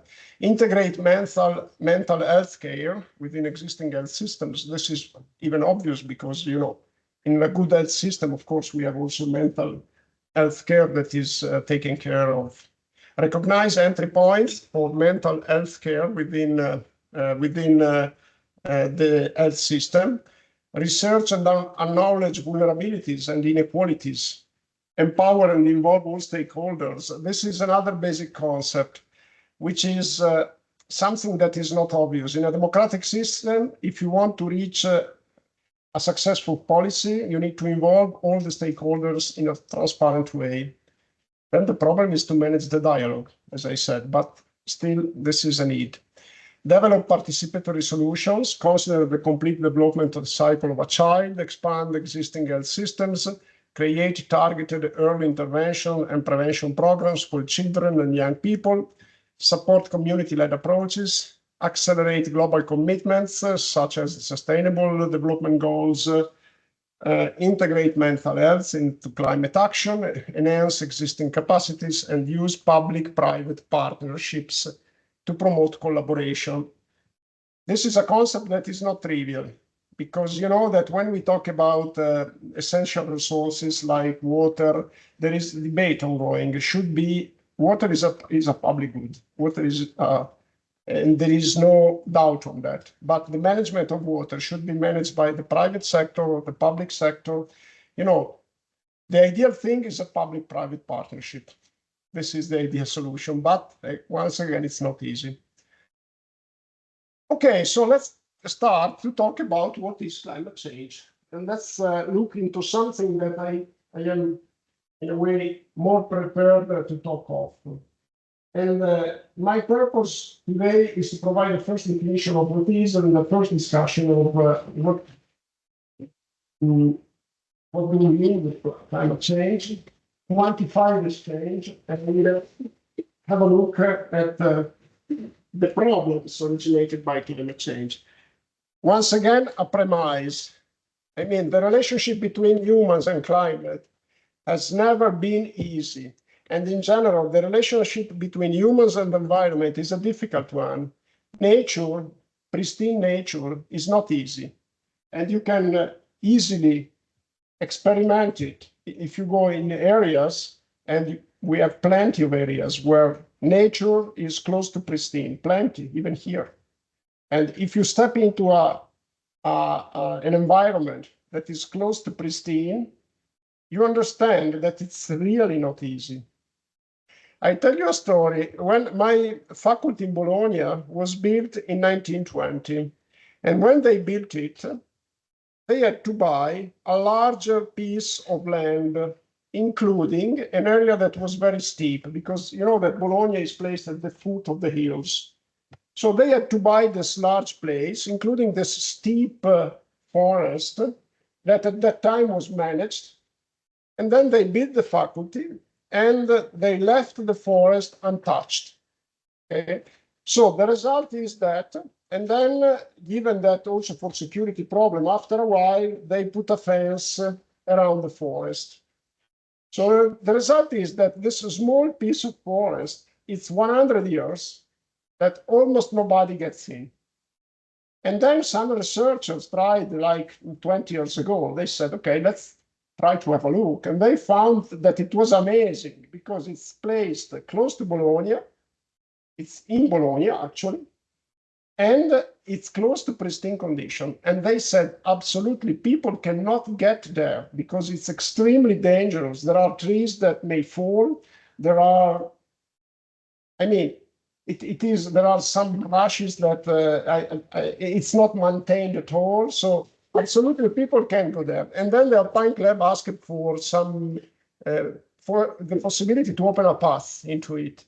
And the administration, the public administration, the municipality said, no way, because, I mean, it needs a strong intervention because it is really dangerous. So what I mean is that even in a very close by here, there are some pristine areas. If you go there, it's not easy. If you look at the Padana Plain in the ancient times, it was a big marsh. It was not healthy at all.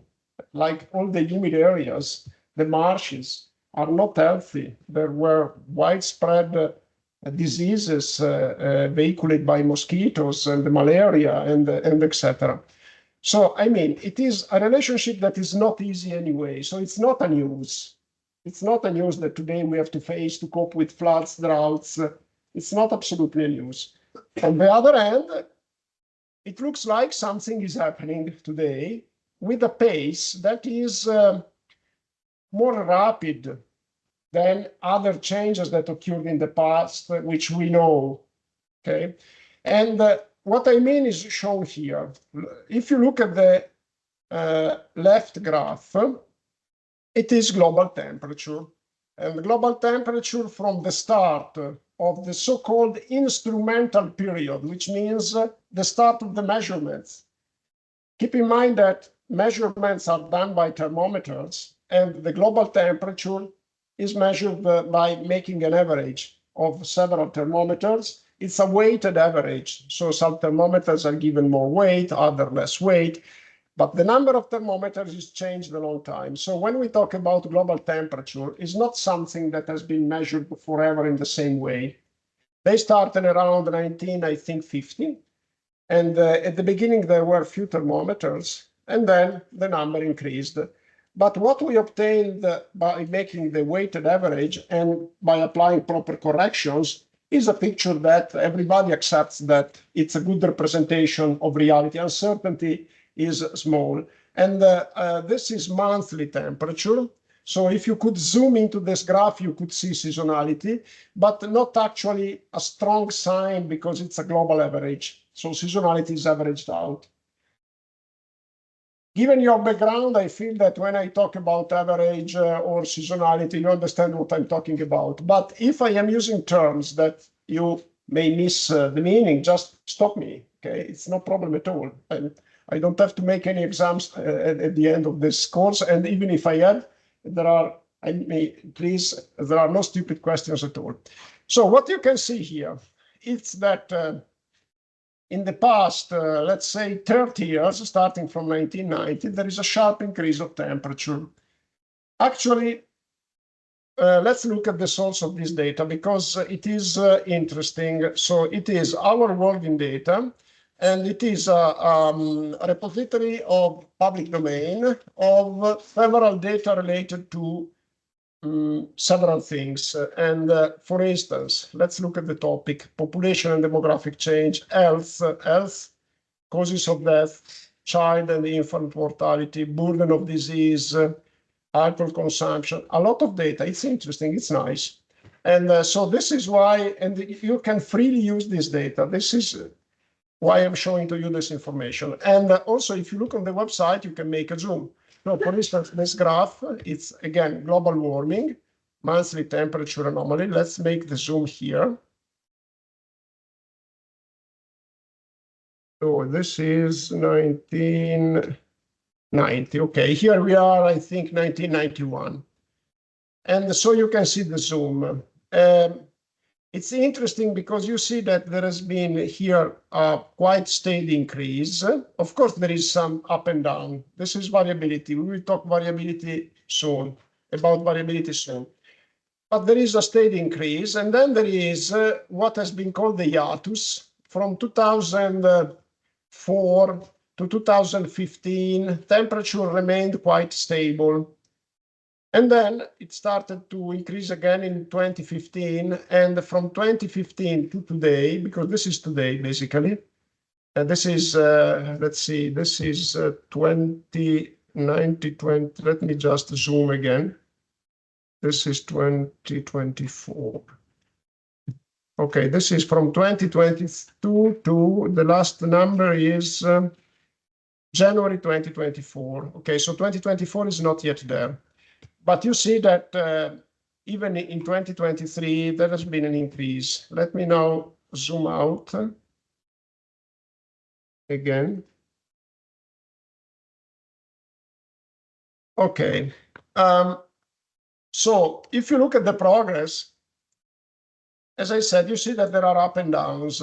And in particular, around 1900, there was a decrease of temperature. And then a peak around 1940. And then after the 40s of the last century, there was a period of cooling. This is the so-called global cooling period. And if you look at Wikipedia, if you are interested, there is a description. And it is reported that it has been attributed to an increase of the concentration of aerosols during that period.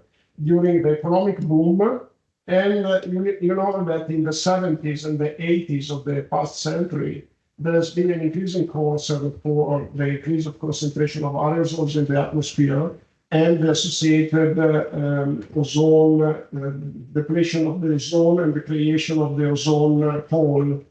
And then the policies were established to reduce the concentration of sprays, the emission of sprays containing aerosol. And then the concentration of aerosol is decreased, and then the ozone hole is no more a concern. So the global cooling has been attributed to this phenomenon, and also to the increase of the smog around 1960, 1970, because the dust creates a screen to the sun emissions. Anyway, this was a period where the concern was global cooling, and it was a period of concern because historically, during cool periods, there has been the max concentration of disasters, of climate impacts. So basically, floods and droughts are associated to cool periods historically, not to warmer periods. And therefore, there was indeed a concern. And then there is the increase here of global warming. So what is the magnitude of global warming? Okay, first of all, this graph is representing the anomaly. So the difference between the long-term average and the monthly values. So you see that is below zero in the first part and above zero in the second part, but it's anomaly. The average temperature of Earth is about 14 degrees. Give you an order of magnitude that is extremely important to keep in mind. So the baseline is 14.5. Now, what is the difference? So let's see, this graph starts from a level that is more or less minus 0.4. And the average here is about minus 0.4, I would say. And now it's +1. So the difference between the regime, the average value, in the past 150 years, it's about 1.3, 1.2, 1.4. Depends on how long is the period in which you compute the average at the beginning and the end. So this is the key message. Global warming is not an increase of 10 degrees. Sometimes I see recently that people got more acquainted, more expert on the order of magnitude. But up to a few years ago, I heard something like rainfall is increased 10 times. Absolutely no. We are talking or temperature is increased 10 degrees. No, we are talking about 1.3 at the global level, which is a huge amount. But still, it is something that we can barely perceive by our feelings. So when people say, oh, it's really warmer than 20 years ago, it cannot be. I mean, with respect to 20 years ago, at the global level is AD plus 0.6 or 0.7. It is something that we cannot perceive. On the other hand, that is to say that, as I said, climate change is not uniform. So there are hotspots where the temperature is more. One of the hotspots is the Alps. We don't know why. Maybe it is related to the fact of the morphology, the mountains. In the Alps, the temperature is increased about +2 in the past 150 years, which is significant. Maybe that it is the presence of glaciers that is in a way making any influence and effect. Anyway, key message. Temperature is increased. There is no doubt on that. So when we read on the media, skeptics do not recognize climate change. I don't know any person neglecting global warming. So it is not true that some scientists or some people in a way, they say deny global warming. It's not true. So global warming is a fact. And look at the glaciers. I mean, then we may debate on the causes. And then, yes, it becomes a question. So why global warming? Then it becomes a question. So some people say it's CO2 emissions. Some people say it's a natural process, like it happened in the past with the glaciations and then deglaciations. And then, yes, this is a question, but it doesn't mean that people is neglecting global warming. It's a fact. And global warming in the Alps, it's a problem. And it is clear, for instance, that the Po River has a much lower flow during summer and an higher flow during winter. Why? It's normal. It's anticipated. And this is a clear example of change in seasonality due to climate change, due to global warming. And it is a problem because in 2022, you remember the Po River was the reason of a huge concern in July. It has never been so low. But by comparison, in April, it is much more rich of water because of the anticipation of snowmelt. So once again, key message, global warming is a fact, and it is about the global level 1.3. It is not the same everywhere. In the northern hemisphere, warming is more pronounced than in the southern hemisphere. We don't know why. Probably it's the presence of the ocean. And remember, anytime that I say we don't know why, it means that indeed we still have many things that we don't understand. Okay, so okay, fine. This is a sign of climate change, but let me go back to my 1 second to my slide here. On the right, you see another graph from our working data. Let me just click on it again. This is the global freshwater use over the long run, and it starts from 1900 to today. It's amazing. It's amazing. It is something, it's clear because the global population increased from 2 billions in the 1940s to 8 billions today. So it's clear. And but it's also clear that the two things are associated. There is a relationship. And these are indicators of what is called the great acceleration. It's already mentioned here, yes, the great acceleration. What is the great acceleration? It is a term indicating the increasing trend in various measures of human activity that occurred after the Second World War. After the Second World War, what happened? I mean, the world was severely impacted by the war. And the conditions in large part of the world were really concerning, the societal conditions. And like after any crisis, this, widespread awareness of global crisis stimulated cooperation. And countries got together and devised a joint plan for promoting the recovery. It was the Marshall Plan. It is related to economy. If you are interested, you look on Wikipedia and in English, and everything is explained. The Marshall Plan promoted a global growth of the economy, originated the so-called economic boom. Indeed, this is the engine that powered the great acceleration. It is a great development of human society, also development of welfare. It has been positive, indeed.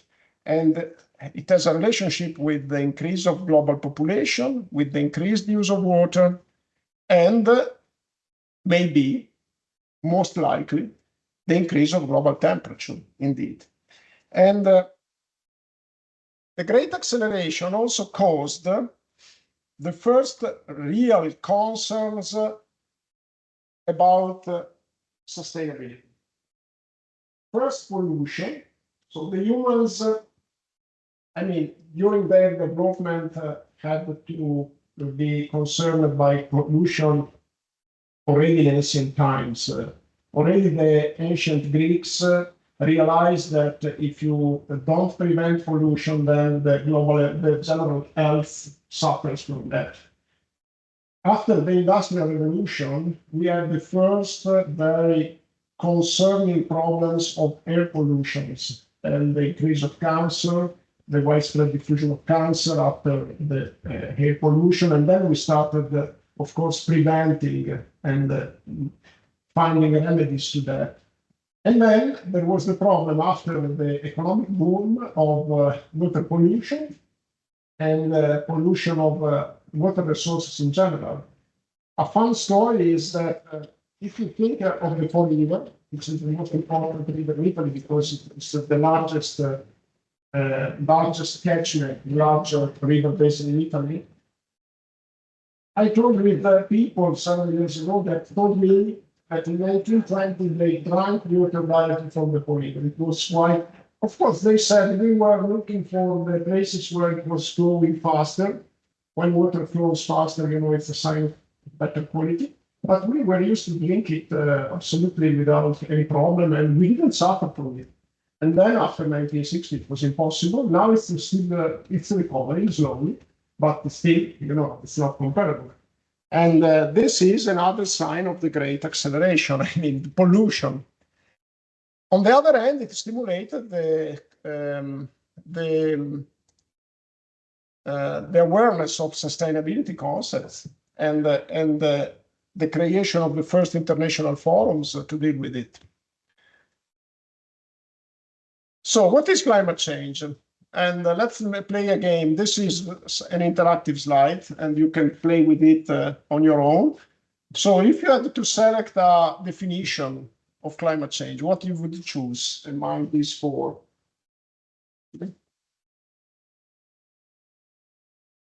I would say that the day-to-day state of the atmosphere, such as the combination of temperature, humidity, rainfall, wind, and other factors, cannot describe the weather of a place average over a period of time. Okay, so you basically answered the second question. Okay. The first one, for me, the appropriate definition is the climate change. It's the occurrence of unprecedented extreme. No, the second one for me is climate change has long-term shifts in weather patterns. Okay. Other opinions? I agree with. Okay. Let me see weather. Okay. Okay, weather. I made a mistake here. Sorry. Okay. Repeat it. Okay. And so basically, you said the first one, you agreed with him. Other opinions?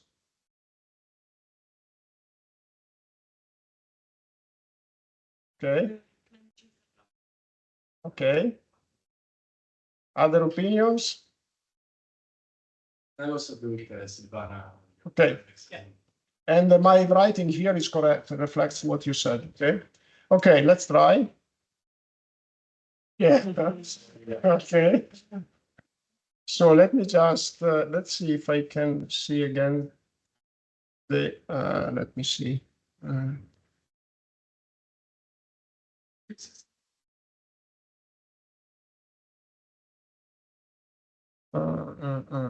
Okay, anyway, indeed, let me just think, how can I want to go back to the previous version, just 1 second. Let me just see. Common zeta. Let's see, I'm not sure. Common zeta, you say? No, because this is, anyway, no problem. Let's don't.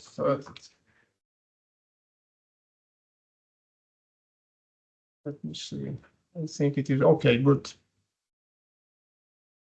Okay, so indeed, it is the first one, and okay, now it is not the first one because it was shifted. Okay, so it is a long-term shift in weather patterns, and because climate indeed is weather refers to day-to-day state.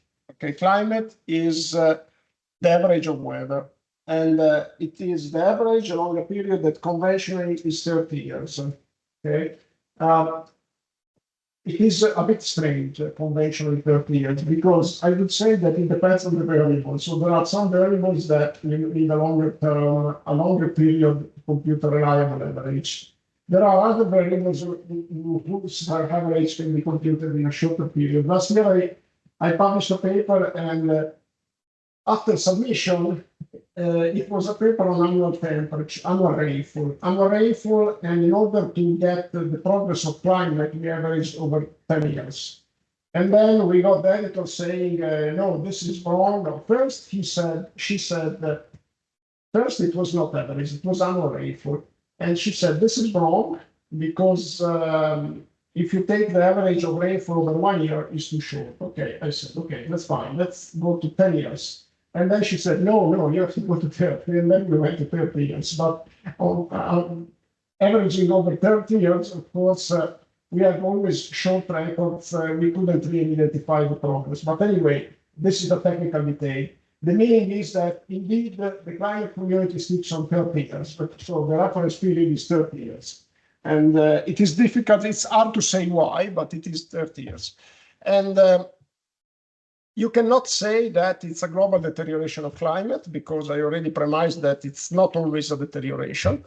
We cannot say it's the occurrence of unprecedented extreme events because we know that in the past we had temperatures that were much higher over the Earth than today. And we cannot say that it's a global increase of temperature because it is much more. It's not only temperature.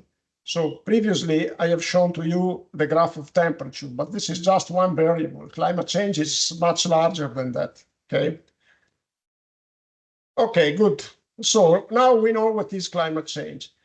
Be aware of that, because a sentence like, I have never seen raining as today, one day, it's not climate. So you can't say that if one day you get an extreme rainfall, it is climate change. If in 30 years you get more frequent extreme rainfall, it's climate change. But it's not a single event that makes climate change. It is wrong. It is plain wrong. And it is misleading. It's not, again, a single one that makes climate change. Okay, variability.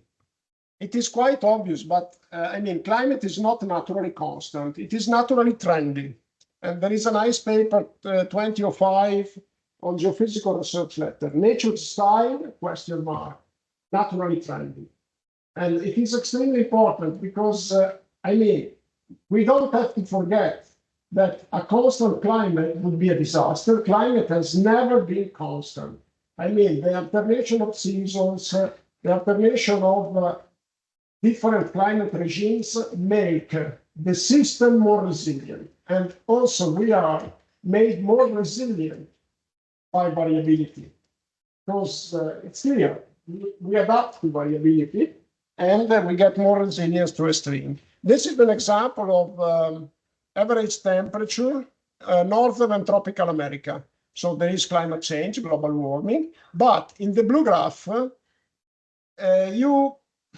it's harder to recognize the global warming. Why? Because there is variability. In the red graph, global warming is clearer. So keep it. Red graph moves variability. Sorry? No, it's not removed. No, it's not removed. Tropical America, you know, there is less seasonality, less variability in the climate. Okay, so it is not removed. It is just the graph of anomaly again, but you know, in Northern America, there is more variability from here to here. And for instance, the same in Italy, if you go to the south, you see like annual temperature in the south is less variable than annual temperature in Northern Italy. There is less variability. Because there is variability is a characteristic of a dynamic process. So it is originated by maybe a variability of the drivers, like if temperature is more variable, then also rainfall is more variable, because temperature makes evaporation more variable, cloud coverage. And in terms of temperature, I think variability of climate, variability of temperature is explained by the position of the country, and therefore the variability of the exposure to sun rays and sun power. So if you, for instance, in the north, you have a more pronounced seasonal variability, because also the duration of the day is characterized by the exposure to sun is characterized by more variability. In the north, you have in the summer you have always sunny, and in the north, in the winter, it's always light. And therefore, of course, temperature up and down, there is more variability during the year. And in turn, when you have more variability during the year, you find in general more interannual variability. Because these oscillations then are amplified by the dynamics of the system. So, I mean, variability is extremely important because it is, if you have an effect, an impact of variability, the solution is different with respect to mitigation of the impact of a change, of a permanent change. So adaptation to variability is a different story with respect to adaptation to a permanent change. And let me make an example. A classical way for people to adapt to water scarcity is building a dam, a water reservoir. In order to accumulate water when you have plenty of water, to get a reserve for the seasons, for the periods when water is scarce. So you build a dam, that's fine, but what is the real capacity of this dam? So if you make an assessment of history, you can determine the variability of climate during the history, and then you assess the real capacity by looking at what happened in the past. And if the crisis is all generated by variability, if you look at the past, you can compensate for variability. But if in the future something changed with respect to the past, of course, compensating for past variability may be not enough to compensate for the future variability. So it is important to know whether there is change or not. And this is the debate that in engineering is ongoing today, you know. And some people say you can't design any structure with the classical approach, looking at what happened in the past. You can't design a bridge by looking at the river flow in the past because there is climate change. So it is indeed important to recognize whether there is climate change or not. So, as I said, for temperature, it's not, I mean, it's a factor. It's different in different places, but it's a factor. But for instance, for river flow, we see that it's not the same thing. It's not clear whether the river flow changes or not. So it is important to recognize whether we are in the presence of an intrinsic behavior of a process that is not changing in time. Variability is an intrinsic behavior. But in a stationary situation, this is not changing in time. It's important instead to recognize a behavior that is changing a long time. Okay, so it's important to distinguish between variability and change. And as you can see here, understanding variability is important for mitigating climate risks and adapting to them. And I tell you, this is a controversial topic because variability may hide climate change. So, you know, climate change is a controversial topic. So some people tend they don't want to talk about variability because the reaction may be, okay, this is something that is not going to create future concern. It is something that has been already there. So they tend to neglect variability because they want to say that the extreme events are not caused by something that is unchanged with respect to the past, but they are caused by something that is indeed new. And maybe it is correct, but anyway, it remains controversial. Okay. First of all, you know, I got passionate about talking. So what do you prefer? We need to stop at 6:20 or 6:25, and I can move forward up to 15.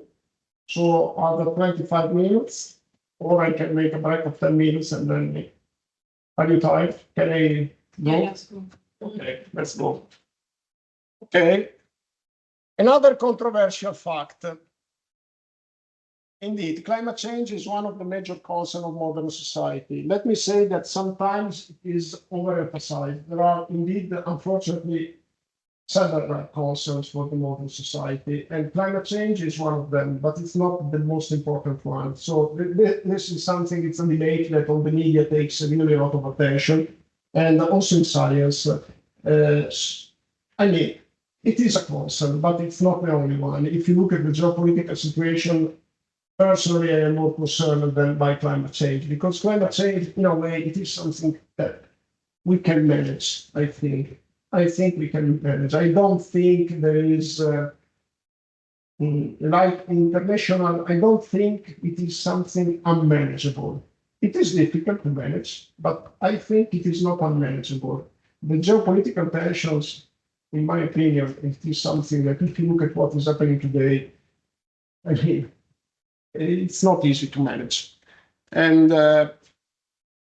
And also the implication, because, you know, climate change, it is indeed that may have some tipping points, some sudden shocks may generate, but also the geopolitical situation may generate sudden shocks. Anyway, climate change is no doubt on that a matter of concern.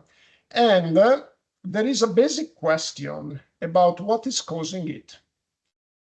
There is a general agreement in the scientific community that indeed human impact, humans are at least partly responsible for it. I would say that this is really agreed by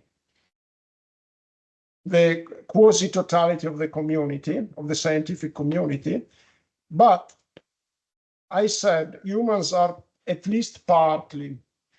If we go to the quantification of what partly means, then the disagreement becomes much more widespread. So in poor words, no doubt that humans are responsible for global warming. But to what extent? Because it's also clear that there is variability. And so global warming may be also an expression of variability. So the thesis that humans are responsible for it is based on the theory, on the greenhouse gas theory. The greenhouse gas theory says that greenhouse gases absorb and reflect heat radiated by Earth, preventing it from escaping into space. So basically, the greenhouse gases allow the heat, they don't screen out the heat from sun. They allow the sun power to reach the ground, but then the part of heat that is reflected back by the land and the earth in general is trapped by greenhouse gases. And so basically, this is the reason. It is called greenhouse effect for the obvious reasons that it is what happens into a greenhouse. The greenhouse doesn't prevent the heat from sun to get into the greenhouse. But when you get into a greenhouse, you feel much warmer during winter because it is the heat that is reflected back gets trapped. Okay, but still, I mean, there are also other theories like solar activity, for instance. It is a complicated issue because also we don't have a full knowledge of the dynamics of the sun activity. We know that there are some sun cycles. We know the Milankovitch cycle, 11 years, and we know that the presence of sunspots can explain a change in sun activity, but there are some long-term changes of sun activity that cannot really be predicted. And still we don't understand them, and we don't have a full capability of measuring it. So this is another possibility. There are other possibilities that are related to, for instance, we know that volcanic eruptions can affect the global temperature in a significant way. And there are also possible changes in the inclination in the Earth orbit and the inclination of the Earth axis that may motivate changes in temperature. So what is the reason that brings a significant part of the scientific community to believe that humans are responsible for climate change? Again, another game. What answer would you suggest? In the way you explain us this slide and this effect, and it was also my starting idea, is that we have some direct effects on what is climate change right now, but at the same time we have bigger phenomenon that we can control and that we are not controlling right now. So my answer to this question is that climate models cannot explain climate change unless anthropogenic forcing is considered. It's a factor, it's not the only factor. Okay, so you vote for the second one. Other opinions? No, I agree with him. I agree with him. Everybody agrees? Yes. Just because you also said that the anthropogenic forcing is not considered dominant by the scientific community. So Okay. we can That's in the way you explain us. but from my general knowledge, I've heard a lot of people say even reading articles online that humans play a major role in this process. But now I see the problem from a different point of view. So I would say the second one. Okay, so, okay. So indeed, it is the second one. Before I click on it, let me just explain that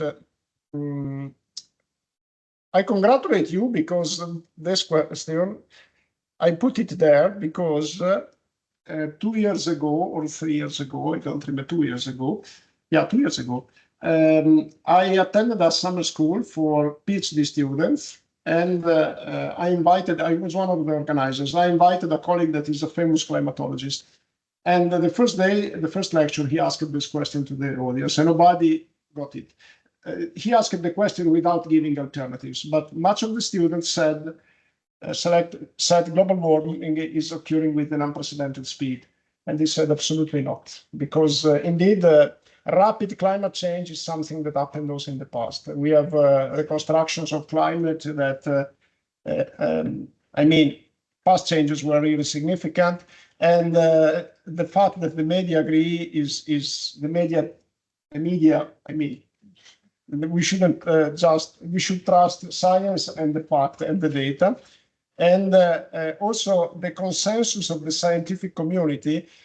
Consensus in science is a bad thing. Science should rely on evidence, not on consensus. Consensus is fine for politics, but not for, we cannot vote for climate change. But basing on our knowledge and basing on the models that we have, indeed, we cannot explain current climate change unless we increase the emissions of CO2, because climate models take as an input the emissions of CO2 by humans, and if we increase them, indeed there is the models can explain it. But this answer should make you thinking of it, because basically we are relying on a model, and a model, it's a product of science, so it is indeed something that in principle can be trusted, but we also know that models are affected by uncertainty. And so I give you an example about a debate that is ongoing in the literature. If you look at reconstruction of past CO2 concentration in the atmosphere and reconstruction of past temperature, you see that they are clearly related. And in the past, past 500 millions of years, there is a strict relationship between the concentration of CO2 that we can reconstruct with ice cores and proxy data, and temperature, which we can reconstruct by using proxy data. So some people indeed noticed that and said, okay, but in the past there were no humans, and so the correlation between CO2 and temperature has been there anyway. And the explanation is that a lot of CO2 is stored into the oceans, which covers 70% of the planet's area. And therefore, if you have an increase of temperature for some reasons, then you get a release of CO2 from the oceans, which is disproportionate. And so this is why some people say, okay, it may happen the same today. And indeed, recently there have been very refined studies that analyze the statistical relationship. So the question is chicken or egg, meaning that it is the increase of CO2 that triggers an increase of temperature, or the other way around. And indeed, there were a couple of published papers that was highly criticized, but published on a very respected journal, the Journal of the Royal Statistical Society of the UK. that demonstrate that even today it seems that temperature follows CO2 and not the other way around.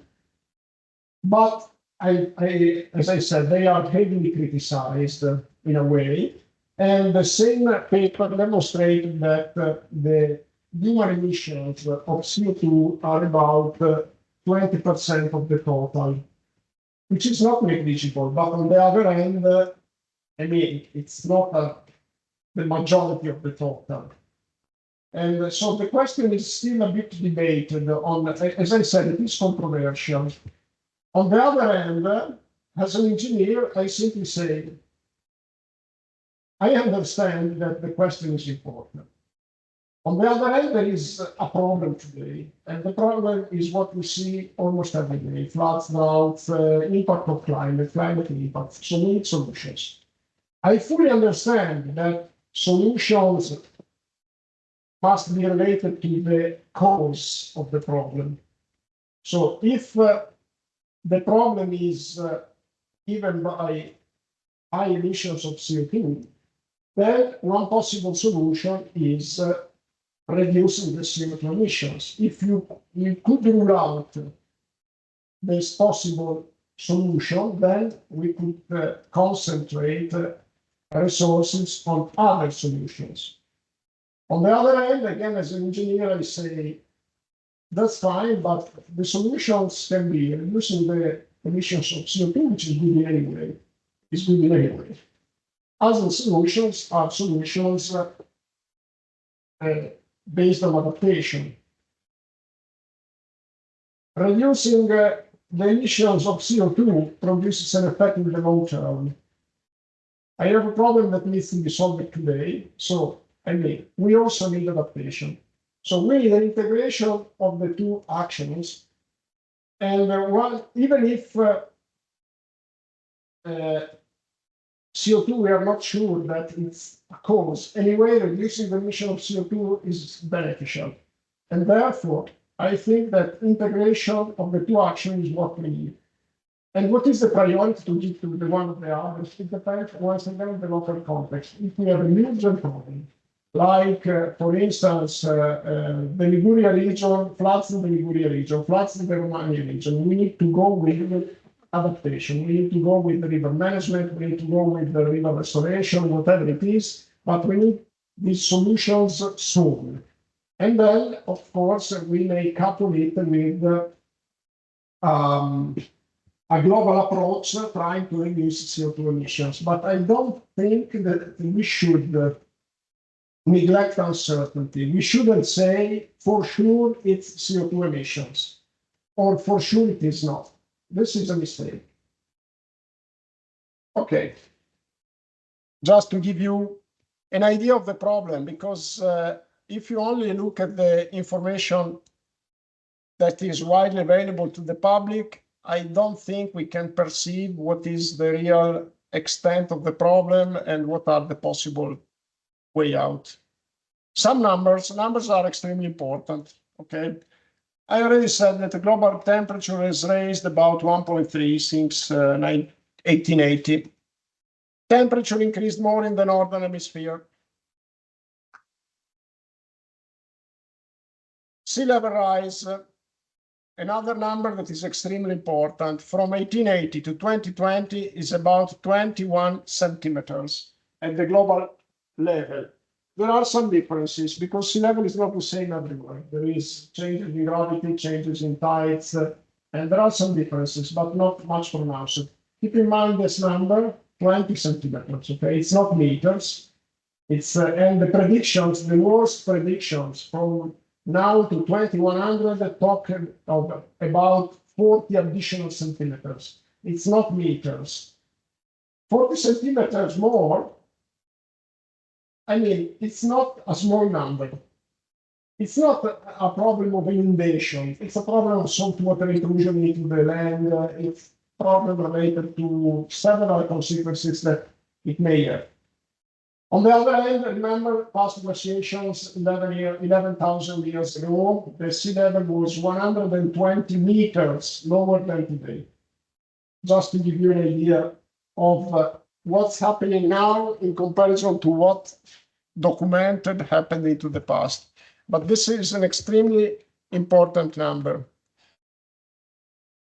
And if you look at the global map, a global map of the lands that will be flooded by an increase of 40 additional centimeters up to 2100, this is a very small area, and you can barely see the extension of these areas. It's not true that entire lands will be flooded by seawater. It's not true. On the other hand, these are important lands, and I mean, even a small land is extremely important if people live there, if there are health problems originated by sea level rise, no doubt on that. But on the other hand, we have to be aware of the magnitude of the phenomenon. Okay. Global CO2 emissions have raised from about 5 to about 35 billions of metric tons from 1940 to 2020. So indeed, CO2 emissions, global CO2 emissions have increased a lot. And we can recognize this by measuring the concentration of CO2 in the atmosphere. And we are now at 1.4, I think, 1.5 with respect to, in terms of concentration with respect to pre-industrial level. We know that in the past there have been a concentration of CO2 in the atmosphere much larger, but still, increased a lot. And the global CO2 emissions per capita increased from 2 tons in 1940 to about 4.5 in 2020. Per capita, it means if you divide by the number of the total population, of course, you have a smaller difference, but still it is increased. So it's not only a matter of population increasing. Of course, increasing population means increasing human emissions, but it is also the per capita increase, the per capita emission that has increased.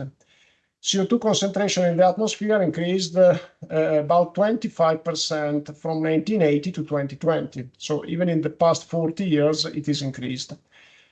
Global economic losses from weather catastrophes, not necessarily caused by climate change, are about 300 billions of US dollars, steadily increasing. And 2023 is the hottest year on record. And let's see this video from NASA. 1 second. And yeah, advertisement. Let's be up, sorry. I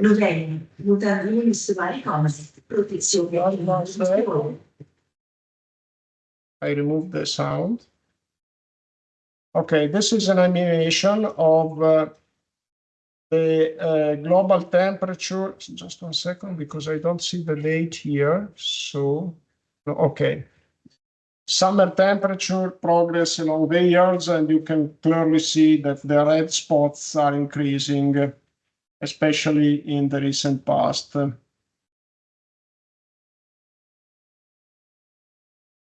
You see, indeed, global warming is there. Okay, and global population is increased from about 2.5 billions in 1950 to about 8 billions today. Good. Let's move forward with another slide. So let's talk about impacts now. Negative impacts of climate change. Let's look at global warming. So first of all, keep in mind that global warming is fluctuating. And we already mentioned that. First of all, this statement from National Geographic, I think it is unbiased. I like it. Earth is warming up. Perfect. And humans are at least partially to blame. Perfect. I fully agree. I fully agree. At least partially. The causes, effects, and complexities of global warming are important to understand so that we can fight for the health of our planet. Fully agree. So I think that the other bullet points, I already mentioned it. Let me focus on the last one. Agricultural practices, water resources, dynamic and management. And I close the lecture today with this consideration. I made the premise that we have to pay particular attention to the next climate, water, earth. And water means something that we need. And indeed, the global water consumption is affected by climate change, and therefore also the implication of Earth are affected. Global water consumption, at the global level, about 70% of the global water consumption by humans is for agriculture, for irrigation, for food production. Keep in mind, when we talk about water scarcity, it's a water for food problem.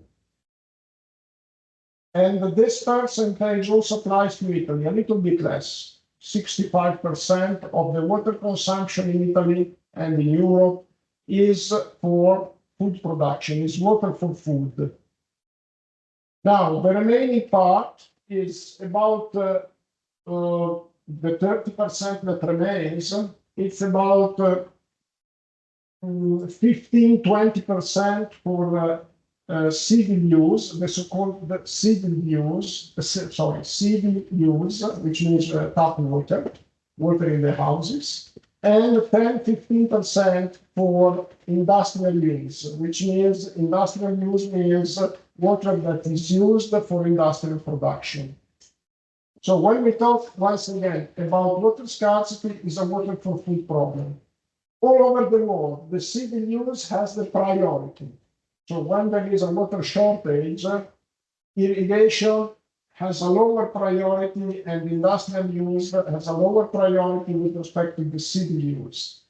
But normally, so the result is that when you have a climate change problem reflected into water, it's a problem for agriculture because it needs more water but has lower priority. Lower priority for obvious reasons. So keep in mind, this means climate change has an impact on agriculture. Agriculture is not just a commercial activity. It's food. It's food, and the food scarcity generates implications over Earth that may be, that are extremely, extremely strong. Okay, questions. First of all, I have a couple of questions for you. You like it? Really? Okay. In the future, we'll talk more about health implications, of course, after. So you like it. Okay. And am I too fast in speaking? Can you follow everything display? Okay, very good. So we'll see each other once again next Thursday, same time. I will start, if I can, at 3:30. Same room, and that's it. And if you have any question, meanwhile, write an email.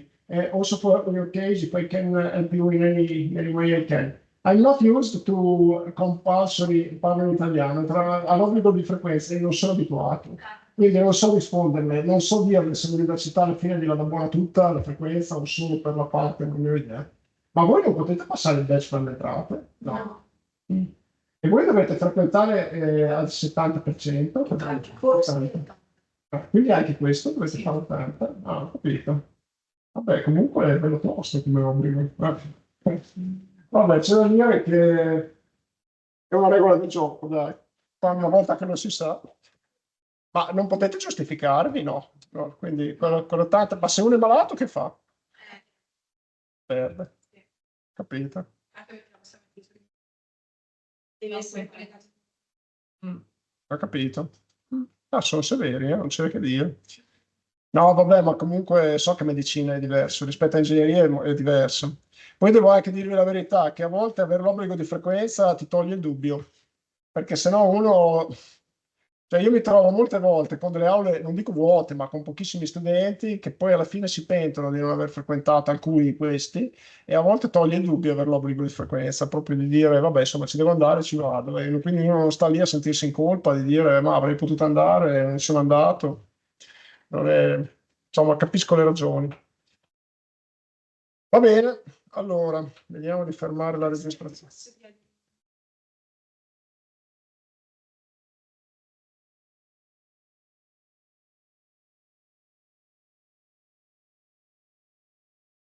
riguardo alla decarbonization, per esempio, cioè capire più nello specifico, scientifico nel senso non dal punto di vista ingegneristico chiaramente, però riuscire a comprendere meglio il problema e le possibili soluzioni. Boh, per me sarebbe interessante, anche se lei potrebbe suggerirci magari tipo delle letture o dei documentari o dei podcast o in questo senso. Cioè, dal punto di vista Perché- ingegneristico, No, non ingegneristica, grazie, scienze di base, proprio comprendere dal punto di vista più scientifico il problema, perché ad esempio io spesso mi trovo a leggere del problema un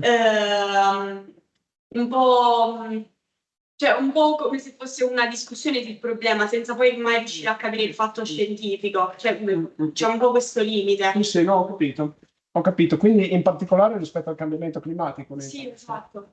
Eh, La decarbonization, quindi che è parte della soluzione del problema. Sì, certo, certo.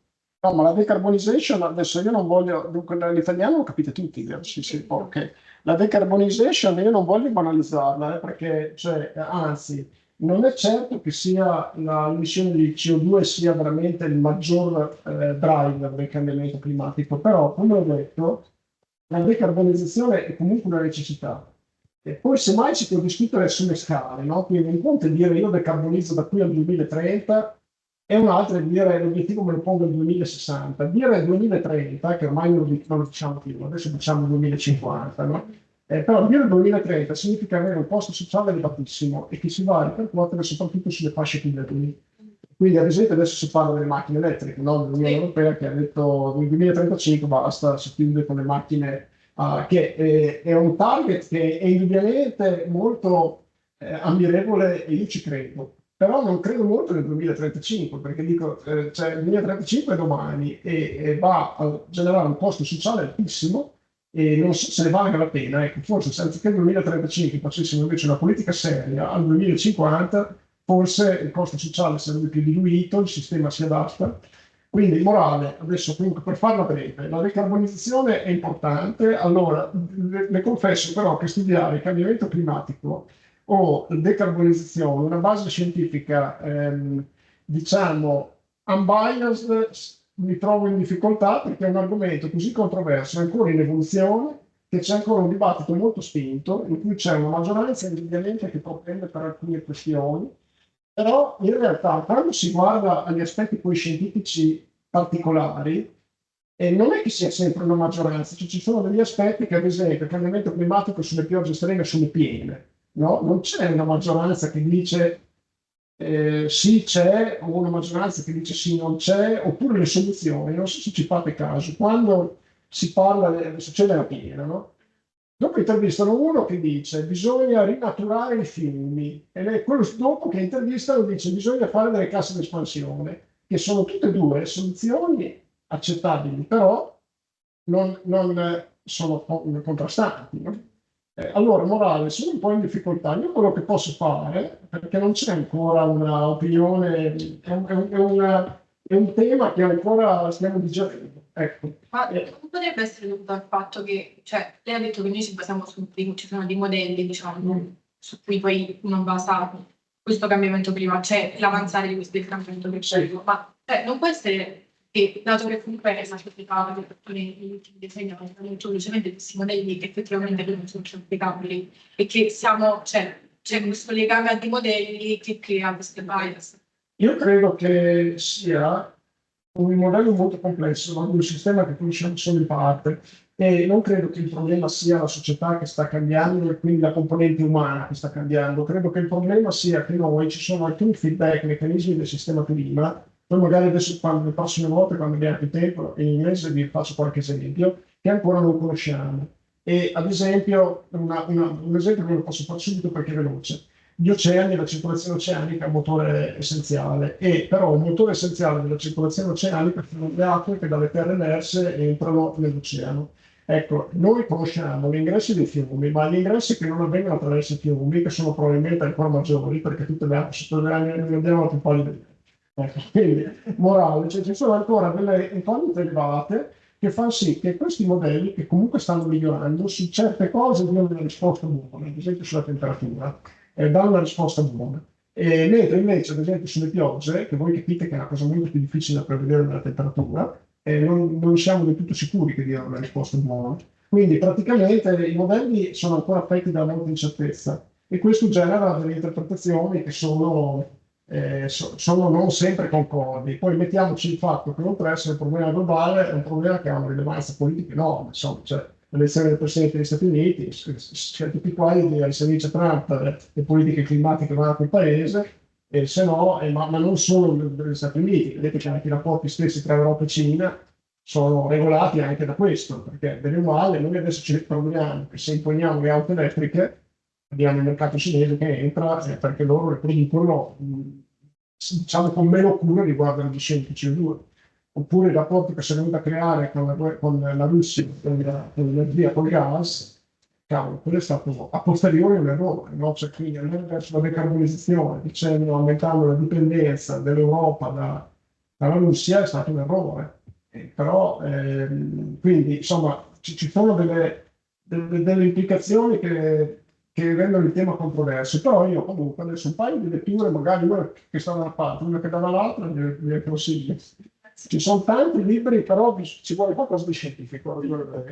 Perché, vedi, come ha detto lei, il problema è, a me sembra più una discussione un po' anche politica, geopolitica del problema, piuttosto che... No, no, ma infatti ci sono delle implicazioni notevoli. Va bene, perfetto, vi ringrazio che avete un interesse che si percepisce. Allora.